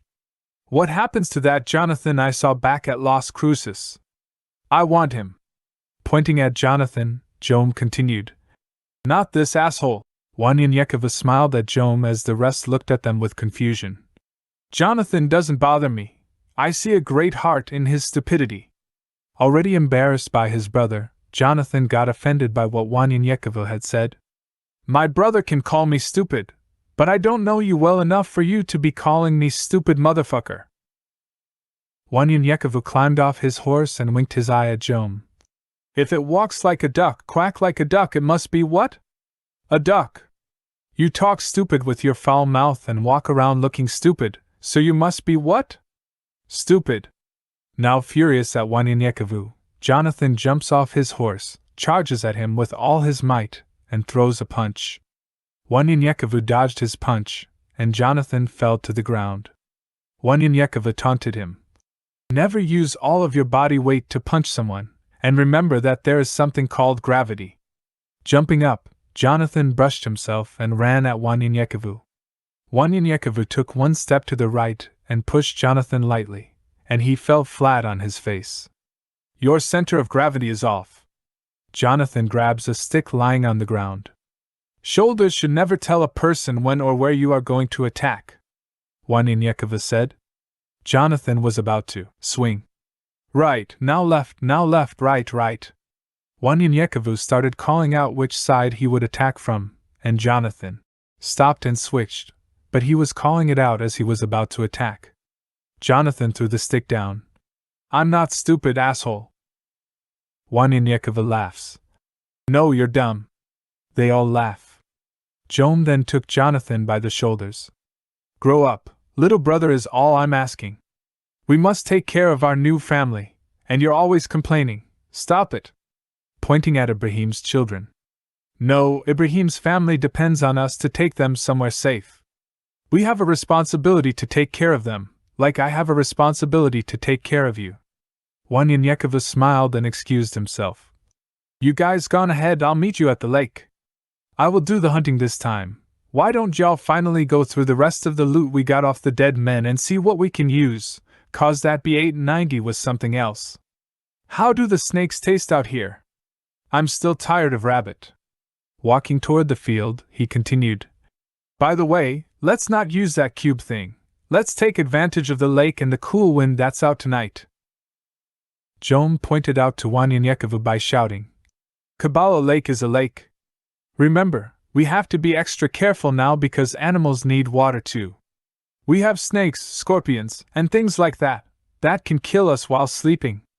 Digging through the bags, he continued, but Wanyanyekova was long gone. Oh, I see those men have air mattresses. We'll use these tonight. Turning and yelling at Jonathan. Hey, Jonathan, charge the B890 up when we get there. Ain't no telling if we'll need it again. Once they arrived at the lake, Elijah, the eldest son of Ibrahim, approached Jom. We are not totally useless. Let us help. And we have plenty of supplies ourselves. Apologetically, Jom said. No, I'm sorry, that is not what it is. We're just so used to being the three of us. Please join in as needed. As a matter of fact, prep these air mattresses in a circle, 3 in the middle for your sisters and little Daniel, and leave the rest for us, outside of them. Wanyanyekova travels a few yards and sees a wolf. Not knowing if it was Mletsi or not, he hesitantly says, Mletsi? The wolf looked at him and ran away. This is coyote territory, Wanyanyekova said as he turned around, and there was Mletsi. A visitor shall come to see you soon, don't be afraid, for he is a servant of Sabaoth, just as you are, not only a servant but a prophet, therefore respect him, for Mshika taught him. Scratching the tiny hairs he was growing on his face, Wanyanyekova said, I'm not afraid of no man, why would I be afraid? Wanyanyekova blinked, and Mletsi smiled and then disappeared, but he still heard his voice. I prepared a feast for you near the southernmost part of the lake. You'll see it by the big rocks. Wanyanyekova walks to the edge of the lake, and there, before his eyes, are 4 large baskets. He looked inside of them, and indeed it was a feast. He carefully grabs the baskets and meets up with the rest of his party. Where in the hell did you get that shit from? Jom said in excitement. You need to be the only one hunting from now on. Wanyanyekova laughs. The ancient Ferigi, messenger of Sabaoth, Mletsi. How many air mattresses do we have? Asked Wanyanyekevu, looking at Jom. I'll tell you all about Mletsi while we eat. Still, slightly frustrated, he hears someone say, 8. It was Jonathan sarcastically speaking. Wanyanyekevu laughed. Lie them down on the ground, and let's start blowing them up, we'll need all of them. Jonathan ran, grabbed one from the circle. Who's dumb now? Seriously, blow them up. You still in ancient times, I see. Grabbing a small stainless steel square frame, he pushed a black button, and a twin-sized mattress that resembled a sleeping bag was floating 3 feet above the ground. Wanyanyekevu started to speak, but Jonathan said, We know! We know! Sabaoth is able. Jonathan grabs another one, pointing to the buttons. These colors represent the size you want. Black is twin, blue is full, pink is queen, and red is king size. Then he flipped it over. This is for a guess, you might say super size. Wanyanyekevu took the device. Black is super size, pushing the black button. No! No, black is twin, super size is the only button on the bottom. Jom said, but it was too late. Wanyanyekevu had released the device, and a bed appeared. He laughed. Goodness! Jom took the first mattress and inflated it, then gave one to the rest. Here you go, pick the size you want for you, and little Daniel can share one. They chose the supersized mattresses that Wanyanyekevu had accidentally inflated as their table. They surrounded it and ate. The children of Ibrahim looked at each other with a puzzled look on their faces, for they didn't see anything familiar in the baskets, and the eldest brother spoke up. The only thing we recognize is the silverware. What is this? Jonathan jumped up. What is it? It's authentic food, not that paste shit you guys serve. Filling up his plate as he called out the meal. You got your mashed potatoes with gravy sauce. Licking his fingers from the sauce that dripped onto his fingers as he continued. You got roasted chicken with potatoes, carrots, and peas and corn on the cob with butter. Oh boy. I haven't seen or tasted a meal like this since I was. Jom started to speak, but tears rushed from his eyes. This is, taking a deep breath. This is our last meal as a family, and it tastes just like our mother's cooking. Jonathan couldn't remember, but he started crying as well. Jom stopped crying, but the tears continued to flow from his eyes. There's no way, I can't see any possible way that you could have gotten a meal like this and in the middle of the desert? Wanyanyekevu was speechless at first, for he did not know that the meal was crucial to the brothers. I didn't know that, but whatever Sabaoth has for us, we must do. You were just strangers to me, Anakataas, at that, and me being a lone Wakatilian. It reminds me of a prophet in Acts. Jom interrupted. What's Acts? A city? Wanyanyekevu said. No, it's a book in the Torah. Wiping the tears from his eyes. Anyways, this book is about a man named Saul, who is fighting a battle between his brothers, about who is righteous and who is not because of how they were born. Back then, it was between Jews and Gentiles. Now it's us. I am convinced. We are to journey together. We are brothers and sisters. We are truly a family in Sabaoth. Having a lump in his throat, he too blows out a hard breath, looks at everyone, and briefly explains to them about Yael, Mletsi, and Shika and the many things that have been happening to them. How they met were not a mere coincidence. He briefly explained the Torah and quickly said, while looking at Jom and Jonathan, you know, we got to start reading the Torah all over again, because of our new family. Elijah insisted they didn't, but Jom and Jonathan looked at him. No, let's start from the beginning. Chapter 15, Something New. Wanyanyekevu, being the last one to prepare his plate, sat down on his air mattress. As a Wakatilian, we pay attention to history and believe in our ancestry. Most of us believe in Sabaoth, for we believe that a tree without roots shall perish, just as a man who does not take heed of his past. Life has a funny way of recycling events in our life, when we don't pass them the first time around, just like taking any other test. You have to take the test repeatedly until you get it right.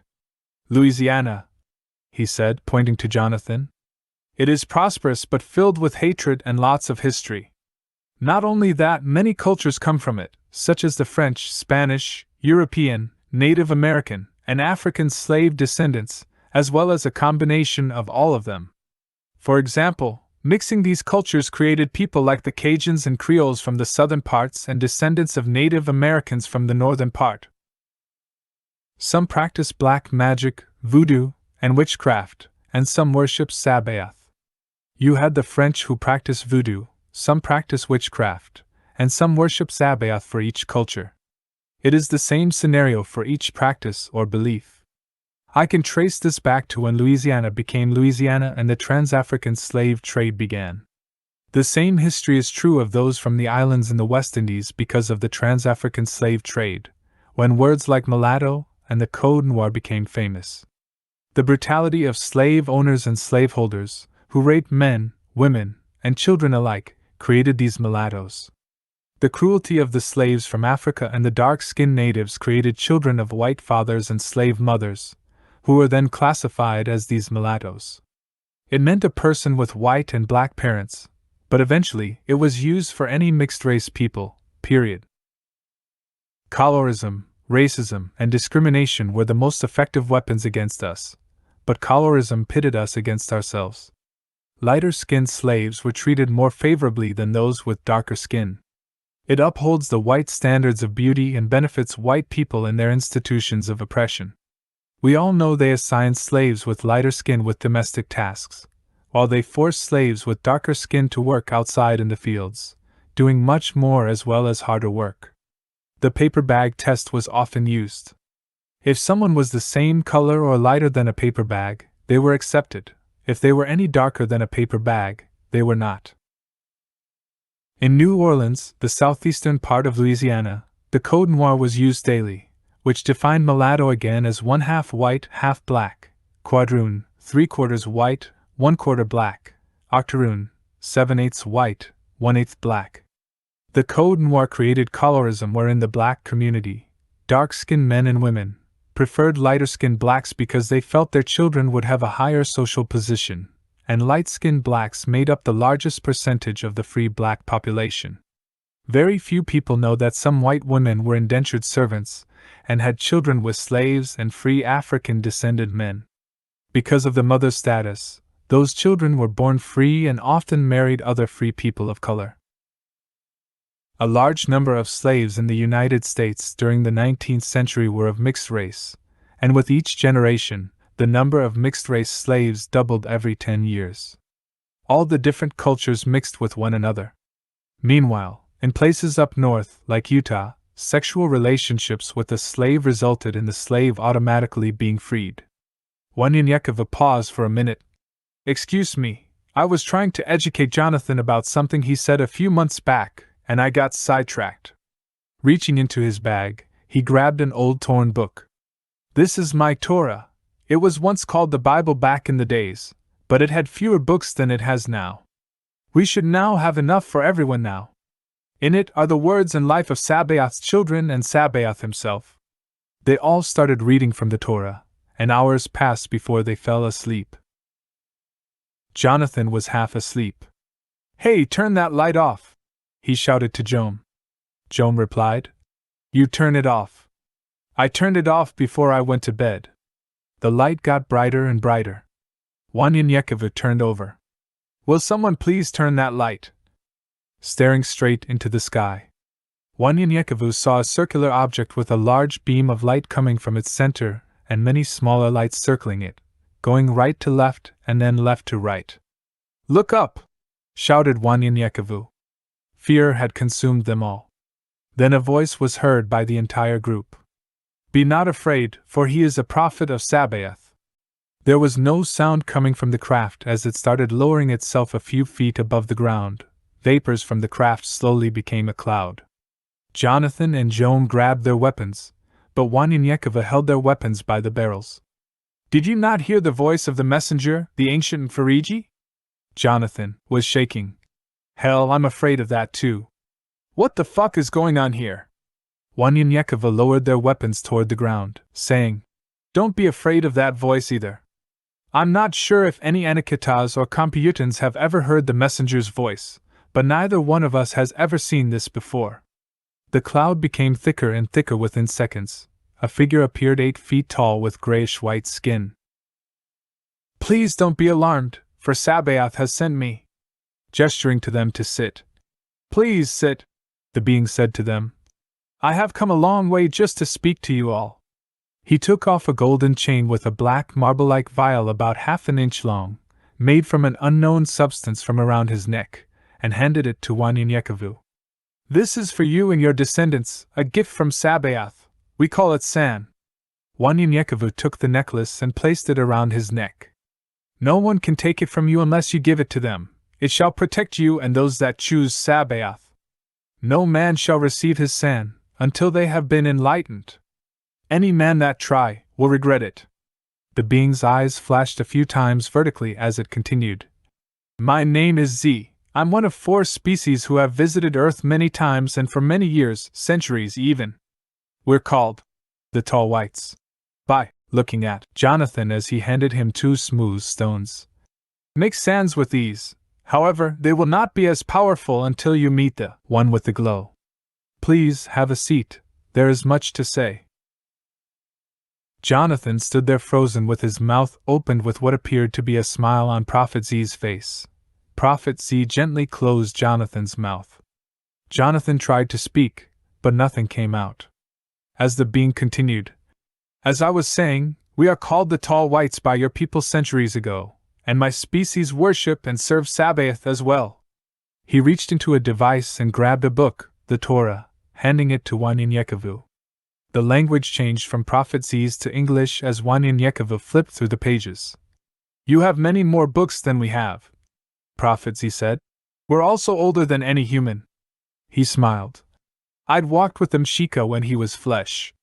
The being walked toward Daniel as he looked at Daniel and asked, "May I?"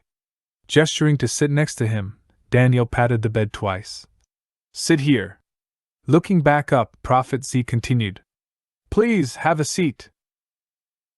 Some continued to stand while the rest took a seat. Prophet Z said, "There is much to talk about. It would be best to sit." They finally all sat down as Prophet Z continued. "Many have refused to believe that anyone exists besides themselves. There are over 100 billion galaxies in the foreseen universe and 500 billion planets in the Milky Way alone, and they think they are alone on this small planet, may I add, tiny as it is. Just imagine an ant sitting on a table within your home. Humans are the ants, Earth is the table. Your universe would be the room in which the table seats. Therefore, what would be the other rooms?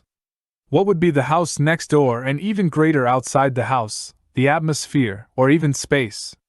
That ant would be a fool to think he was the only ant. What about the other bugs that live outside of the ants? Foolish thinking for foolish people." Daniel, with a confused look. "Say that again?" Prophet Z looked down at Daniel. "Think of it like this. A solar system is like a neighborhood. It's made up of planets, moons, asteroids, and other objects that are held together by the gravity of its star, usually a sun. A galaxy is like a city. It's made up of billions of stars and other objects, held together by gravity. The universe is like the entire world. It's made up of billions and billions of galaxies, stars, and other objects, held together by gravity. You live in one solar system, within a galaxy, within a universe. There are at least 100 billion galaxies in the universe. Each galaxy could contain anywhere from a few hundred to a few trillion stars. Which means there are trillions of solar systems in the universe." Pointing at Joam and Jonathan. "They can explain it if you are still confused." After a brief pause, Prophet Z looked at their faces, knowing it was much for them to take in, but he continued. "Some sometimes refer to our race as the third party. We are conscious beings that are telepathic, whose humanoid shape were born when it was written, 'Let there be light,' and it was light. So therefore, we are born millenniums before your species and in another galaxy. Other species have come to observe, some to conquer. We came to protect you from them and sometimes from yourself. Many came with ill will because Sabaoth chose your species over them. After all, they existed before you. Yet you fight among yourself for the silliest reasons. Your species is the chosen race, the most incredible creation of Sabaoth. We're smarter, use a significant percentage of our brains compared to humans, and therefore are more intelligent than you. You have been envied and hated by many of Sabaoth's creations before you. Your species is naive, for many even started worshipping our kind. Some governments, back then, would welcome them, and in return, they shared their technology with your kind, knowing many would become greedy and destroy the planet with it. And so it did, but the plans of Sabaoth cannot and will not be stopped. When righteousness is more, evil itself cannot be seen. Now sin is stronger among you, and righteousness is at its weakest. This is why your so-called Abenians have come to earth. The evil one or the great deceiver has stomped out the many lights of Sabaoth through lust, greed, and power. Pulling up a screen from a device he held. A live video feed of an Abenian many miles away in a jet ship. Wanyan shouted, "That's hideous. They are a different kind of ugly." Jonathan and Joam had strange looks on their faces. Joam said, "I have never seen an ugly Abenians. Both males and females are all beautiful." Jonathan felt more like himself. "You've got to be blind. What in the world do you see?" Wanyan said, "That's not even human. I see a large hideous figure resembling human feces, with one enormous eye in the center and long eyelashes." Jonathan laughed. "How is it you don't see that beautiful creature?" "I'm with Joam. I have never seen an ugly Abenian." Prophecy showed them another one in the frozen region of northern Greenland. "What is it you see?" Wanyan said. "A black panther-looking creature with scales instead of fur with a hideous smile on his face. His paws are actually very small hands?" Jonathan laughed. "That's a fine ass, Abenian female." Prophet Z turned to Jonathan and Joam. "What you see is what they know how they looked before they fell from grace, and Wanyan sees them as they are, for these are the fallen angels of Sabaoth, what you refer to as demons. Until you all are enlightened, you will not see them for what they truly are." Remember when I said earlier that when righteousness is greater, evil itself cannot be seen. Now, evil is more, and very few serve righteousness. Therefore, the Abenians are here on earth. Well, before the Abenian, as you call them, came to earth, there were more righteous people, and their presence wasn't seen, but they were here in spirit and have been here since their fall, only possessing those who were truly evil. But the hearts of many have become cold. The preacher preaches prosperity instead of love. Technology led to laziness, greediness, perversion, and lust. As the evil grew on earth, the fallen angels of Sabaoth could then come in their original form before they fell from grace.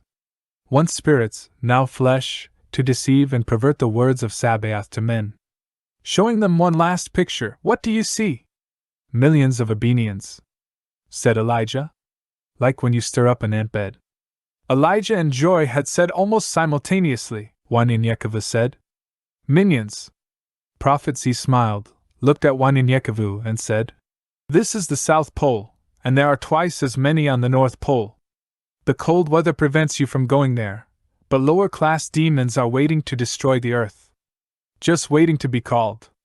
Daniel had fallen asleep on Prophecy, so he carefully placed Daniel on the air mattress and covered him. "Only those enlightened can see the Abenians for who they are, so for the next 3 months, you are to stay here and train. You all are Sabaoth's children, his warriors. He has chosen you all." Pointing at Ibrahim's children. "Be not discouraged because you are not familiar with this world, for all that you know will come in handy later. A surprise awaits you once you get to Arizona. Know this, Sabaoth has found favor in your family. This family and Wanyan and these 2 brothers are with you, and you all will teach and learn from one another. Wanyan will help you see evil, see the Abenians as they truly are, through enlightenment." He turned to Jonathan and Joam.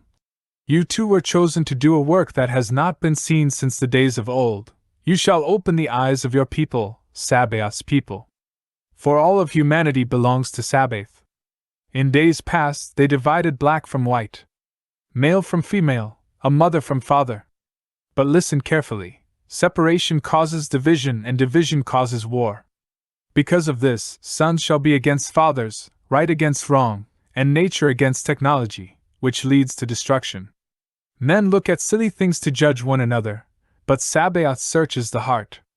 Prophets he talked until dawn when he stood up. I must go now. He touched the sand around one Yanyekova's neck. I can rest now, for my promise has been kept, and now I shall see Sabaoth face to face. A thick cloud appeared, and it got thinner and thinner, and the spaceship hovered a few feet about them, and within a blink of an eye, it was gone. The backdraft from the craft woke Daniel, and they all stood there in awe, looking at the sand. What is that symbol? Asked Joan.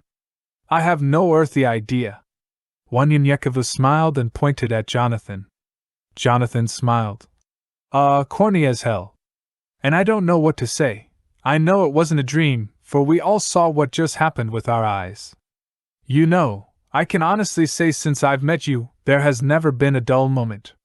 They couldn't sleep after all the excitement, plus it was already dawn, so they pitched camp with the help of Jonathan, Elisha, and Wanyanyekovu.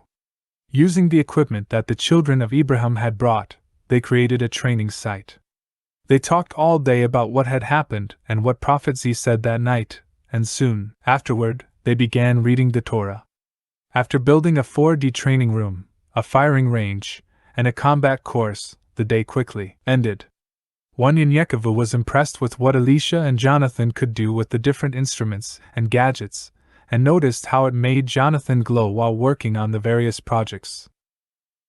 Wanyanyekovu was curious and asked Elisha and Jonathan, "What is it that you both do, and how did you get to be so knowledgeable with all of this?" Elisha said, "Jonathan is a genius when it comes to technology, and I do my best to keep up." Jonathan said, "I was born with a special gift. I can build, create, and design anything that comes to mind. I'm able to look at something and figure out how it works and make it better with my own design. I guess it's a gift from Sabaoth."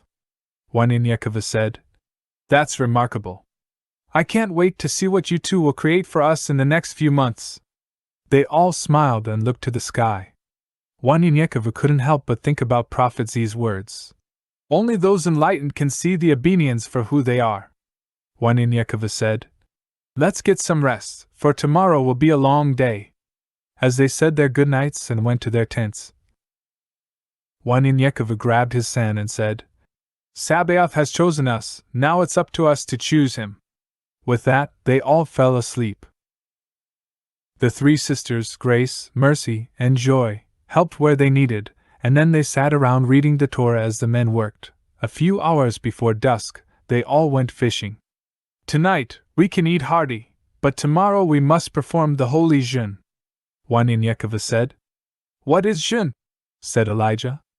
Wanyanyekovu replied, "It's going without food or fasting as you consecrate yourself to the Lord by building up the spiritual man and lowering or resisting the physical man or your flesh." Flesh refers to your own physical or fleshy weaknesses and desires. Briefly, they discussed the jeûne and continued fishing. For the first time since they all met, they were having fun. Ibrahim's children had never been fishing other than playing virtual video games, and Elijah thought he knew what he was doing because he always beat Elisha in the game. They all stood along the bank except Jonathan and Elisha, who moved a few feet away, for they had created a boat with their equipment. Elijah boasted to Elisha, "If I catch more than you, you have to clean mine." Elisha said, "Okay, but if I get more than you have to clean mine as well." They agreed. Elijah threw in his line, and Elisha soon followed. Wanyanyekovu had his spear, picking fish left and right out of the water. Grace, Mercy, and Joy made a long chair and sat there with their poles in the water while they talked about what they had read from the Torah. "Got one!" shouted Elijah. He reeled it in slowly, just like he did in the game. It was a nice-sized fish, unlike the game, but he had a rude awakening when he took the fish off the hook. Everyone stood there, looking at Elijah and his catch. "Don't!" Wanyanyekovu said, But before he could get it out, the fish slapped Elijah in the face, and Elijah and the fish both fell into the water. Everyone started laughing. Elijah, embarrassed, got up and fell to the ground by his sisters. "Well, I'm done with that." They laughed even harder. Daniel didn't enjoy fishing and saw an opportunity to have some fun jumping on Elijah's back. "Let's play." Afterward, they all gathered beans from the mesquite and palo verde tree and picked desert hackberry, jojoba nuts, and other edible plants around them. They finally closed out the day by preparing and eating dinner together. At 4 a.m., Wanyenyekevu woke everyone up. "Now is the time to jeûne. For us to fight as one, we must be as one. No berries, no beans, and definitely no meat.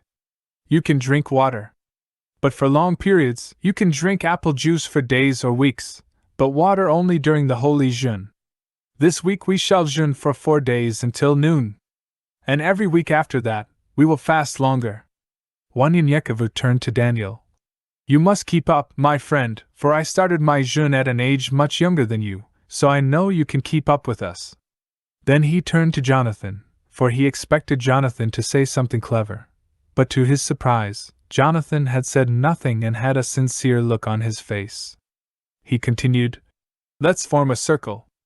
Everyone gathered themselves and formed a circle. "One half of my descendants are from the Tunica tribe, which originated from the Congo forest, and the other half from the Natchez and Choctaw tribes of America. The Tunica tribe mastered Kumjuka, which combines many African nations and Asian martial arts. Being Native American, I have also fused some Native American combat fighting techniques into it. And Sabaoth finished the rest with some techniques out of this world literally, and the entire style is called Poing de Dieu or Hands of God." Wanyenyekevu started, stretching as everyone gathered around in a circle. "I must admit I need your help with this technology for weapons," he said while looking to see if anyone had questions. He continued, "Okay, we call this circle in the Zulu tongue an Umkumbi. The plural form is Iamaikumbi. However, in Native America, it represents or symbolizes the 4 directions. Think of it as a compass. It symbolizes what is needed during a conflict or what we use when challenging an attack." He pointed east. East represents balance, confidence, and creativity are all represented in this direction. In battle, this can be used to identify and locate an opponent. To do this, it is important to have strength, energy, and commitment. He then gestured towards the south. This direction stands for strength, focus, and success. Here, we use techniques to control our adversary with brave and aggressive behavior. Pointing to the north, he took a deep breath. This is the direction of courage, energy, and knowledge. In battle, this can be used to surprise or overpower our enemy before taking them down.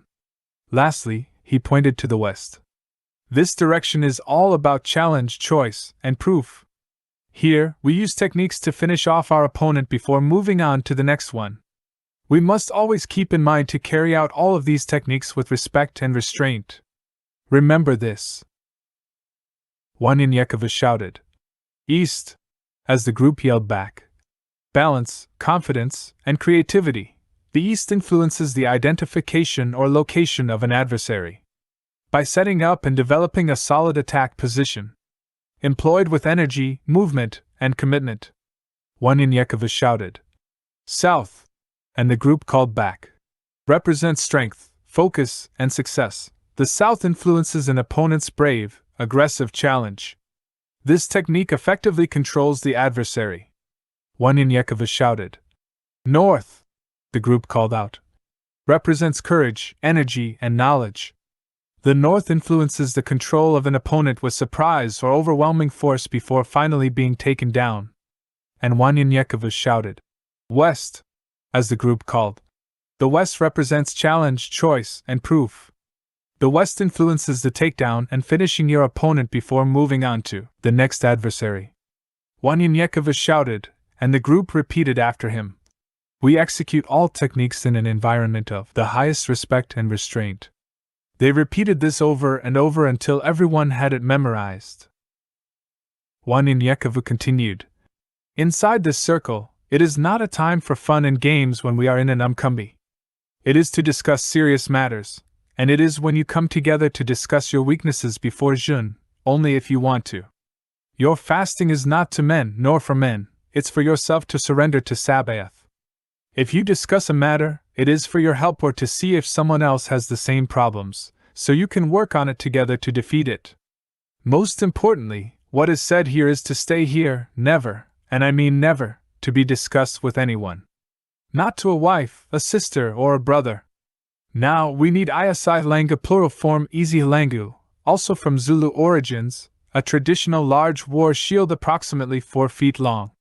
It is an important part of our training, and I will show you why. Usually it is made from wood or animal hide, but that's not so good for this day and age, but… Elisha interrupted. Quartzite or boron nitride is the best compound used in today's technology. It's harder than diamonds and has high shock-resistant properties and other interesting qualities. Impressed, Wanyanyekova said, "Can you make?" Counting how many people were among them. 9? Elisha replied. "No problem, me and Jonathan will work on it as soon as possible." Wanyanyekova nodded in agreement as he continued. "Great, the Iasai Langa needs to be as wide as its user, so you have to custom fit them for each individual." Jonathan said. "No problem, will do." Wanyanyekova was thinking for a few seconds and then grabbed his cane, twisted it, and his spear came forward. "This is an assegai. I need 8 of these." And Elisha smiled at Wanyanyekova. "We can make that one even better, we need 9. Wanyanyekova replied. 9 it is. Okay, there are 2 more Zulu words we need to know for now. They are impi, the plural form easy mpi. Now, impi means battle formation. When you hear this word, it is essential to stop everything and prepare for battle. You will always be in defensive mode." He then shouted, "Iwa!" Looking at everyone's faces, he said, "The last Zulu word you will need to know for now is Iwa. It means war or fight. This word is now not to be taken lightly or used lightly, for when you hear it, you are to fight at that moment. Not prepared, not get ready, but to fight. Think of it as a battle cry." Wanyanyekova shouted, "Iwa!" Everyone sprung up but didn't know what to do except Daniel, who stood there with his weapon drawn. "I like that, Daniel," Wanyanyekova said. Taking his feet, Wanyanyekova showed Daniel how to stand and find his center of gravity. Elijah smiled. "That's little Bruce Lee. He has watched all his films." Walking by everyone, Wanyanyekova illustrated the basic stance. Wanyanyekova shouted, "Iwa!" correcting everyone's stance by barely pushing them. "If you fall, when I push you, your stance is weak," Wanyanyekova said. Again he shouted, "Iwa!" He continued until everyone's stance was correct. After a few hours of helping the group with terms and definitions, Wanyanyekova and the group read and discussed the Torah, before ending the Jun. At 4 a.m. sharp the following day, Wanyanyekova continued his teaching. "As I told you yesterday, we use Jun to build up the spiritual man, but if you are not reading, meditating, or thinking about the Torah or Sabaoth, you are just going without food, and it's not a holy Jun." Jonathan and Elisha made notepads to help them keep up with their studies and handed out new weatherproof Torahs. As Wanyanyekova grabbed his new Torah, he wrapped his old one up. "This has been in my family for a very long time." He started flipping through the pages. "The Torah comprises all the spiritual books ever written by Sabaoth's prophets and scribes in days of old. Men's tradition separated each book, and war has always been the outcome." He held up the book. "Because of this book. The Bible, the Dead Sea Scrolls, and the Quran." He paused. "Look to the back, the last book of the Torah. This is the Quran, a book of guidance. Its beginnings go back as far as the fall of the Roman Empire, at the birth of the Prophet Muhammad, the author." Wanyanyekova continued flipping through the pages. "Read about the Moors. No, as a matter of fact, read about everybody, everything, and every event. Try not to be ignorant of history, period. But back to Muhammad, when he was born, about 4 years after the death of Emperor Justinian, many Arabs were still worshipping the sun, stars, spirits, and idols. The Arabs possessed 360 idols, one for each day of the year. In his youth, he was never taught to read or write, being a shepherd boy. He eventually became a camel driver, traveling to remote and intriguing lands such as Persia, Syria, and Egypt, transacting business with merchants of every kind. Where he met Jews, Christians, and members of other sects, he interrogated them. The majority of Christians in the region were Monophysites, who were seen as heretics by the major Christian denominations of the time. As such, they were generally not accepted by the larger Christian community. Looking at Daniel and smiled, like most young men do, concerning their religions. He frequented the Jews and their rabbis, mostly because they were merchants and an omnipresent ethnic group. Since he could not read or write, he listened and was keen on everything the Jews related to him. Muhammad learned and extracted much from the Jewish religion and compounded it with Islam's new religion. It was just added to the Torah about a few centuries ago. Many fought against putting it in the Torah because it contradicts some of the other texts in other books. But an old prophet came forth and quoted Luke 9 verses 49 to 50 to them, which reads, "Master," said John, "we saw someone driving out demons in your name, and we tried to stop him because he is not one of us." And Shika said, "Do not stop him, for whoever is not against you is for you." Years later it was added. Everyone opened up their Torah and searched for the passage he had just quoted, as he continued, "Luke is an excellent book on discipline and respect for your brothers and sisters." "Now, where did we stop with our reading yesterday?" Mercy said. "We stopped at the beginning of 1 Kings. But it was so interesting that myself and my sisters continued reading while you all were fishing." Wanyanyekova looked at Grace. "Do you want to recap what you have already read?" The group got into a deep discussion about what they had already read, and hours had passed before Wanyanyekova said, "Well, let's continue reading the rest of 1 Kings." They all were so engulfed in the Torah that before they knew it, it was noon. Jonathan and Elisha set up their equipment and started working on different projects for Wanyanyekova. The rest went hunting, and other small chores needed to be done before dusk. Throughout the day, Jonathan and Elisha called each individual to size them up for their ISI langu, and grabbing Wanyanyekova's cane, they carefully redesigned it and other equipment and weapons. They passed out the ISI langu and assegai right before dinner. Everyone was excited to have their new weapons. Wanyanyekova was off meditating when he was called to dinner, and his equipment was at his dining spot. "Done so soon?" He grabbed his cane. "I felt naked without my cane," Wanyanyekova said. He played with it for a moment.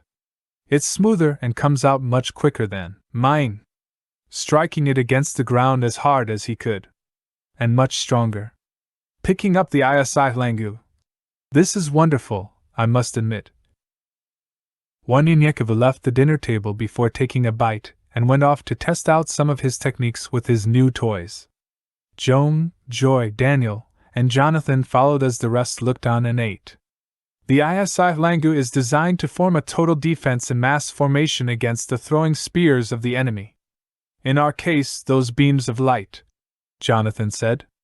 "They are highly concentrated beams of light or laser." Jonathan ran off, saying, "They should be finished." Wanyanyekova continued, "Okay, laser, but the whole intention is to engage the enemy in hand-to-hand combat and kill the enemy. Using the ISI langu and the assegai in combat is a unified action that allows you to hook the opponent's shield with the leading left outer edge of the assegai, pulling it backward, thus allowing the assegai to be smashed upwards into the right chest of the opponent. The effect is instant death. An ancient warrior named Shaka Zulu created this technique." Jonathan returned and handed out everyone a copy of Wanyanyekova's cane. In tears, Wanyanyekova couldn't say a word. He just smiled and hugged Jonathan. Wanyanyekova just took his new cane and practiced with it as the rest joined in, and they practiced for a bit before returning to the dinner table, where they talked about the style and other techniques until they went to bed for the night. The next morning, without warning, Wanyanyekova grabbed a wooden stick and shouted, "Impi!" Without prejudice, he went by each of them, striking them with the wooden stick. Joan and Jonathan could block his attack, but the rest were not so lucky. he shouted. You must be ready at any given moment. They then ran miles around the lake and back. Non-stop they went through the obstacle course. The group was tired and weary, but Wanyanyekevu didn't let up. Push yourself! He shouted. Seeing the weary looks on their faces and thinking they wanted to give up, he gathered the group together. I don't know why Sabaoth has called us together, but you have seen with your eyes and heard with your ears his power. Remember young David running from Saul. Can you imagine his pain? He had opportunities to stop running and hiding by killing Saul, but he didn't because Saul was God's servant. He knew that his jealousy consumed him. He knew Sabaoth would make a way. But we are not running from anyone but toward them, whoever it is, to do Sabaoth's bidding. It has only been 3 days, and you were chosen like David was to do his will. That alone should be an honor. Out of all the people on this planet, he chose us. We must be prepared to go to war by learning from one another. What I don't know, you should teach me. Now rest for the rest of today, but be prepared to go back at it in the morning. They talked among themselves and helped each other with whatever problems each other were having, and it made Wanyanyekevu proud to see them working together. The next day, they pushed each other. They all went to the firing range where Wanyanyekevu learned their weaponry, and he taught them many assegai techniques and how to make and throw different stars. They were on one accord. What was once 9 individuals were now becoming one fierce force. Wanyanyekevu learned about the new technology, and he, too, had a difficult time understanding it. Days passed and those days turned into weeks, and they were able to fast for 3 days straight by the 5th week. By the 6th week, all of their frustrations and doubts turned into determination with the help of fasting and meditating, and the intense and rigorous training became somewhat more manageable. Chapter 16 Gifts. 6 months later, Wanyanyekevu was asleep on his air mattress when Letzi awakened him. Sabaoth is pleased with the dedication of his children. He has helped them learn because the next task of their journey is quickly coming upon them. For the next 2 weeks, they need to learn their gifts and how to use them. They must recognize it for themselves for them to appreciate them. Today, eat and meditate for Sabaoth's gifts are given. Wanyanyekevu woke up everyone. Today, we will not jeûn but meditate. They had looked forward to training, but at the same time, it truly relieved them. Thinking it was a surprise for them, because Wanyanyekevu was acting mysterious, they kept their guards up anyway, just in case it was a trick.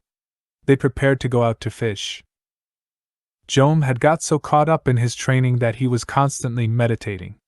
Even now, he was thinking about how he met Wanyanyekevu and how his brother was fussing about him trying to touch the bubble's wall.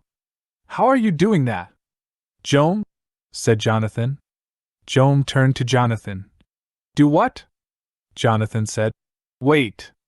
Jom looked around at everyone's faces and saw a look of awe on their faces.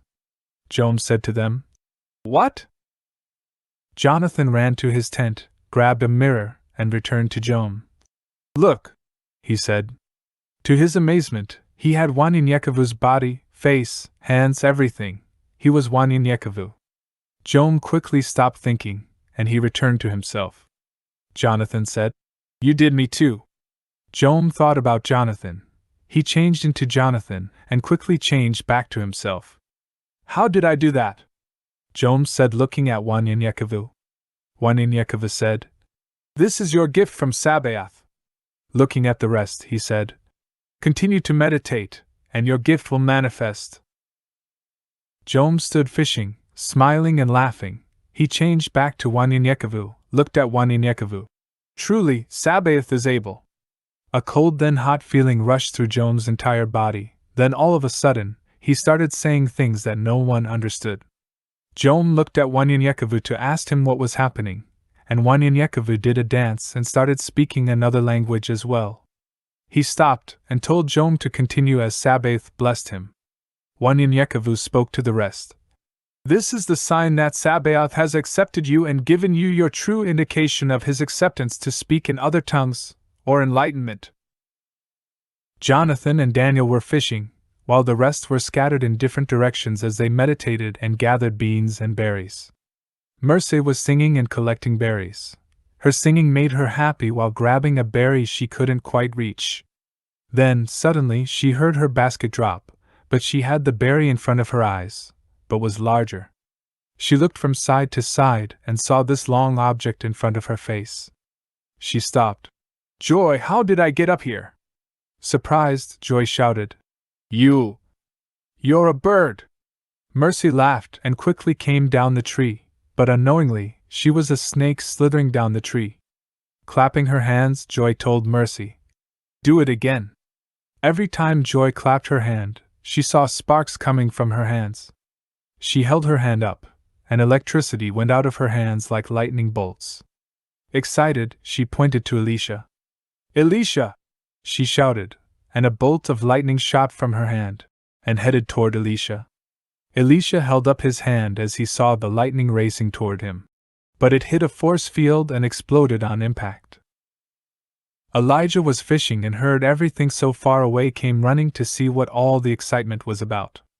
"I heard you all the way over there by the lake," said Elijah. Alicia replied. "How is that possible?" Before Elijah could say a word, Joy pointed to the east. "What is that cloud of dust coming from?" Wanyanyekova was approaching them. "That's Grace. She just ran 15 miles around the entire lake in 3.2 seconds. Jonathan was walking toward everyone, holding Daniel by the hand. "It seems like everyone has received their gift except Daniel and me," Jones said to Jonathan. "If that's you holding Daniel's hand, you have received yours as well, for we cannot see you." Daniel looked at Jonathan.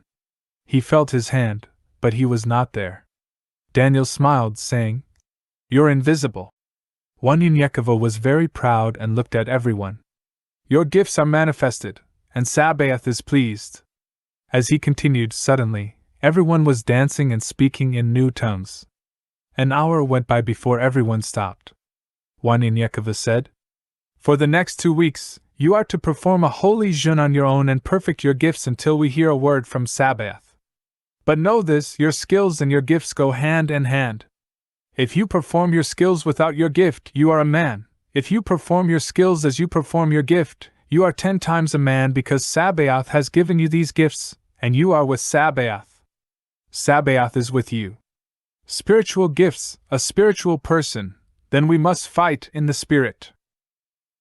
Looking confused by his words, and before anyone could ask a question, Wanyanyekova said, I know. I went through it as well. Sabaoth will show you what I mean as he showed me." The following day, everyone was practicing with their gifts, and Wanyanyekova was near his tent, meditating. "Everyone has their gifts, but I do not," Daniel said with a sad look on his face. "Is it because I am young?" As Wanyanyekova sat up, he said, "Age has nothing to do with it. Sabaoth blesses whom he chooses." Wanyanyekova sat on his bed and asked, "Why this look of disappointment? Your gift has come. Is it not already here? For did I not hear you spoke with new tongues yesterday?" They began walking down a path, and Daniel became angry. "Yes, but I don't know what it is. I can shoot this weapon." He fired 3 shots in the air as he continued. "I can throw this star." Throwing the star at a cactus, he hit it dead center, knocking off a berry. "I can run 5 miles and fight with the best." Wanyanyekova looked at Daniel. "And you just killed that eagle, flying above with that careless shot." The bird came hurling down to earth just a few yards near them. Daniel started crying as he rushed to the bird. No, he cried. "I didn't mean it." He held the bird, and after a moment, the wound started pushing out the bullet, and the bird was healed instantaneously and flew off. Daniel sat there crying and laughing at the same time. Wanyanyekova smiled. "See, your gift is to heal, now let's see what else you can do." Daniel ran off with joy and excitement as he ran to tell everyone as Wanyanyekova went back to meditate. Before the day had ended, Wanyanyekova gathered everyone together. "Enjoy your gifts and use them wisely, but never be jealous of someone else's gift, or your gift will be taken away. Is a horse jealous of a fish because it can swim? Neither is a fish jealous of a horse, because it can run at great speed. Neither should you be jealous of another's gift. They make up one body with many members. After a week of practicing and getting familiar with their gifts, Wanyanyekavu gathered the group together. Kumbi! He shouted. To be as one, we need to know each other's strengths and weaknesses, so what is it that Sabaoth has blessed you with? Seeing Daniel eager to tell his ability, smiling, he pointed to him. What is your gift? Daniel stood up. I have the gift to heal, but the more I heal, the weaker I get. I can only heal if it's still alive. My ability does not work on the dead. Wanyanyekava said. Interesting. Joan, sitting next to Daniel, stood up. I can alter my appearance to look like anyone that I think about, as well as become invisible. However, he grabbed Mercy's hand. Me and Mercy have tried, but we cannot duplicate each other's gift. Mercy continued. True, I can only be animals that I think about, but I cannot alter myself to look human at all. Wanyanyekava said. Also, interesting. Jonathan stood up. I have the gift of invisibility for only an hour. However, I can turn visible for a second and return invisible for my time to start all over again. Wanyanyekava shook his head. Next. Elijah and his sister Grace stood up. Elijah said, I can hear at very long distances. Me and Grace tested how far I can hear, and it's 2 miles, and she was whispering at that. Grace said, he being modestly, I believe he can hear maybe 2.5 miles, but we are still working on it. Smiling at Elijah as she continued. My gift is speed. I can travel 900 miles per hour without being tired or even breaking a sweat. What's so amazing is that it just seems like I'm jogging, except things are passing by me mighty fast. Jonathan interrupted.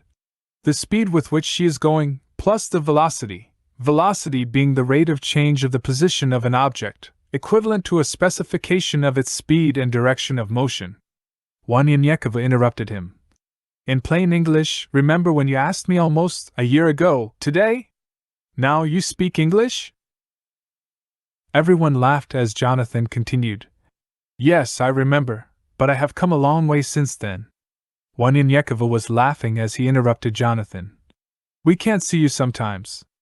Now I wish we couldn't hear you. Everyone laughed, including Jonathan. Jonathan cleared his throat. Your first real joke, good one too. Sorry. In English, Grace, with her speed, could kill an elephant just by tapping it lightly. And there are many other qualities associated with her speed. Shaking his head and getting serious, Wanyanyekava said, You and Elisha work with her on the other aspect of her speed that she is comfortable with. Wanyanyekavu, looking amongst the crowd. Anyone who is confused with their abilities, check with these two for help. Joy stood up. I think mine and Grace's gift can be enhanced when working together. I can conduct electricity somewhat of a supercharger, if you will. According to Elisha and Jonathan, I can produce over 150,000 or more amps. We are still working on it. Elisha stood up. I can create a force field at least 15 feet high in front of me or create a dome 15 feet in diameter. So far, I and only I can discharge objects out of the field, but nothing we have tried can penetrate it. Wanyanyekavu stood up, shaking his head. Sabaoth is able. I'm very pleased to hear of your findings, as Joam and Jonathan already know, but the rest do not. My gift is that I know if one is lying, or simply, I can read a person's heart, and I have a second gift as well. I can see into the future up to 10 minutes, but during the jeûne and our training. Now I see ahead of time as I please. Before, it would only appear in visions when danger was about to happen. They stood there discussing their gifts, when suddenly, in the middle of nowhere, they were surrounded by thousands of Anakataas. Wanyanyekavu, confused and shocked because he had not seen it in his vision, shouted, Iwa! Everyone formed a circle with their backs against each other. Wanyanyekavu shouted, Impi! There he saw a figure moving toward them. When the figure reached the front, it was Mletsi, and the Anakataas disappeared. Please sit. Jonathan fell to the ground, sobbing like a baby. Everyone looked at him. Mletsi said, Leave him, for Sabaoth is dealing with this man for a special reason. He stopped and blessed Jonathan by touching him on the head and whispering in his ear, After a moment, he continued.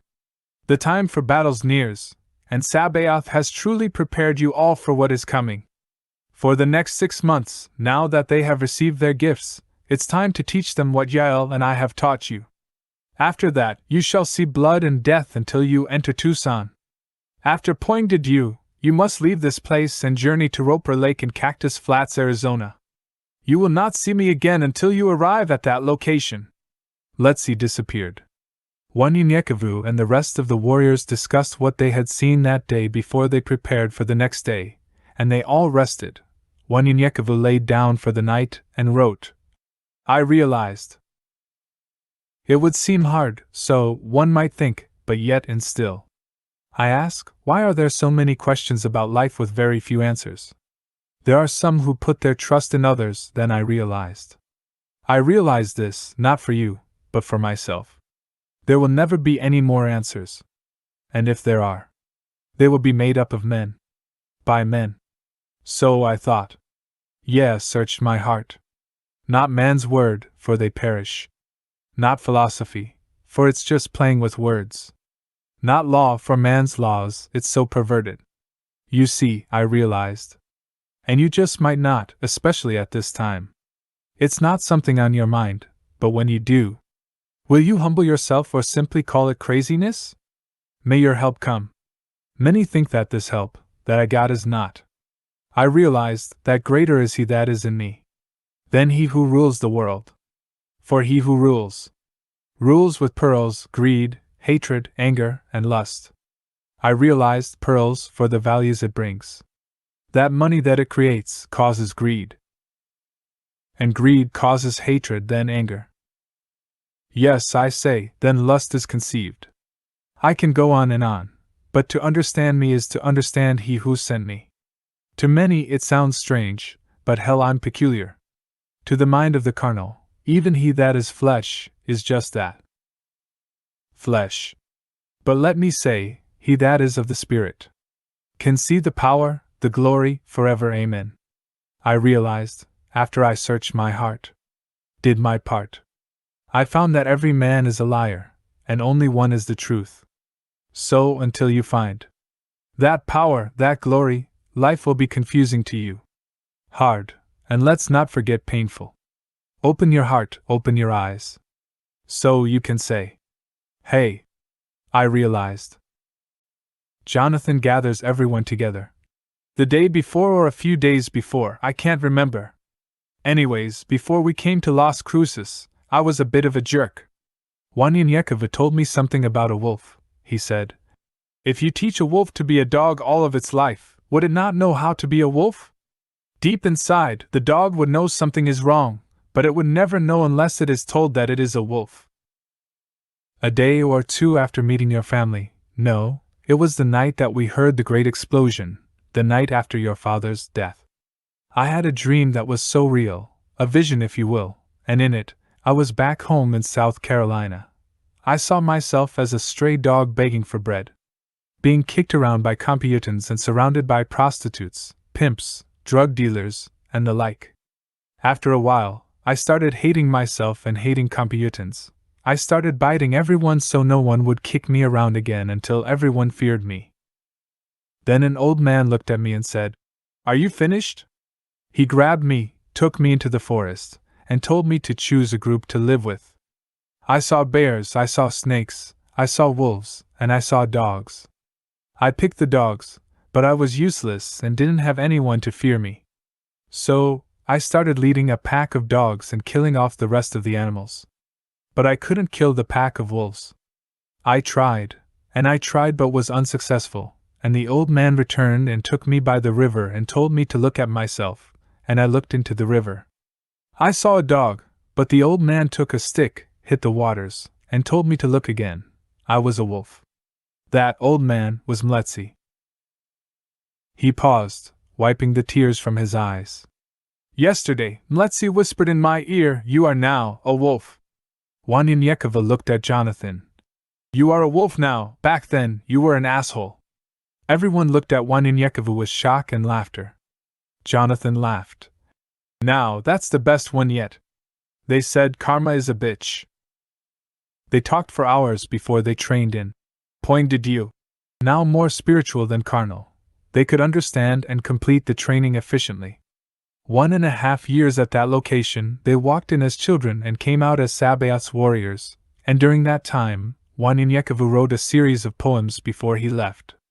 Now 20 years old and with a new family, he felt very close to the group and wanted to share his thoughts, his poetry.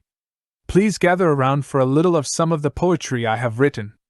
The group gathered together as he said, Meditation.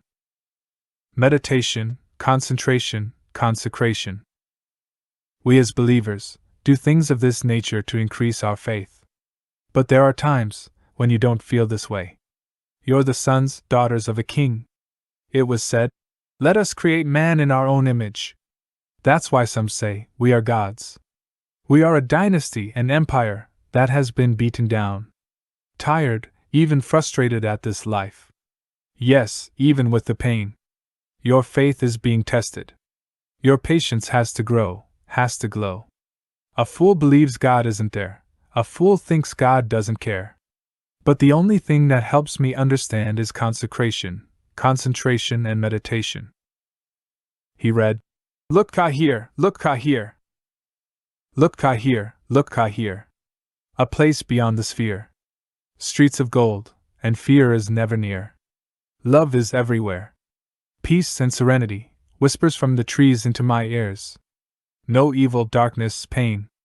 No cries from the eyes that you love so dear. Holy, holy, holy is all you hear. Look ka here, look ka here. And finally he read, If I only knew then what I know now. Remembering my youth, there were so many questions in my mind. Talked to so many people, asking them, why? Many didn't give an answer, for they were asking the same questions. So, I chose to ask the elders. They answered some, but not all. Some of the answers puzzled me. Through time, a lot of the answers appeared to me. If I only knew then what I know now. Nature, women, education, money, and history. A list of the few things that puzzled me. They were on my mind at that particular time. Love, hatred, jealousy, and envy. So many questions, but not enough answers. If only I knew then what I know now. Would it have made me a better person, today? Wanyenyekevu closed his notepad. Jonathan walked off. Man, don't nobody want to hear that shit. I thought you was finna tell us something deep. Wanyenyekevu looked at Jonathan, seeing that he was joking, smiled, and opened his notepad up again, flipping through a few pages, saying, This is the last one. Stuck on stupid. Jonathan said, Hold on now. Wanyenyekevu laughed. Is a hit dog hollering? Tell you what, let me read it and let them decide it. Jonathan gave him a look. Oh, okay. Walking through the countryside to ease my mind. About these times that are at hand. The silly demands of humans, of men. Everyone's path is not the same. Everyone that calls on his name, are they not really serious? Or is it only for monetary gain? To each individual, it's a different thing. My weaknesses are not your weaknesses. So how can you endure my pain? Throughout my journey, I've experienced things that I did not know. I now know. I did the things I was told. But their judgments, their decisions were not my own. This is why I feel the way I feel. Yes, I do the things I do at this time. Dealing with the many things in life that we all must consider before it's the end of time. Love, faith, hope, and beliefs, just the things only I, consider wrong and right.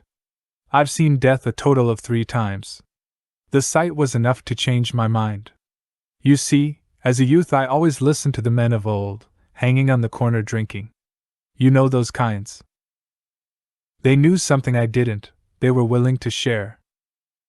I listened to them when I was there. They were older than I, they had something I wanted. Knowledge. Many said, don't hang with those men. But the things that they said made me who I am. I was confused until I realized that life they lived was not for them. It was not for me. It was not mine. Had to sit still long enough to see. Yes, something that made a little more sense to me. I couldn't open my mind to breathe. Open my mind to see. At first, I was concerned a little thug of a lesser degree. I wasn't trying to be greedy, just pay the bills. One thing led to another, ran to a new way. I wanted to be a helper, a guide. So, one day, when I have my son, he wouldn't see the thing that I have seen through my eyes. I wanted a lover, wanted someone to be a mother. Nowhere to really to call home, I still was pretty much on my own.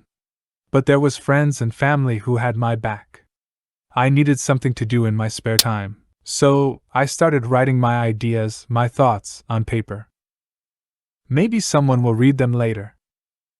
I didn't notice, but someone had stopped to stare.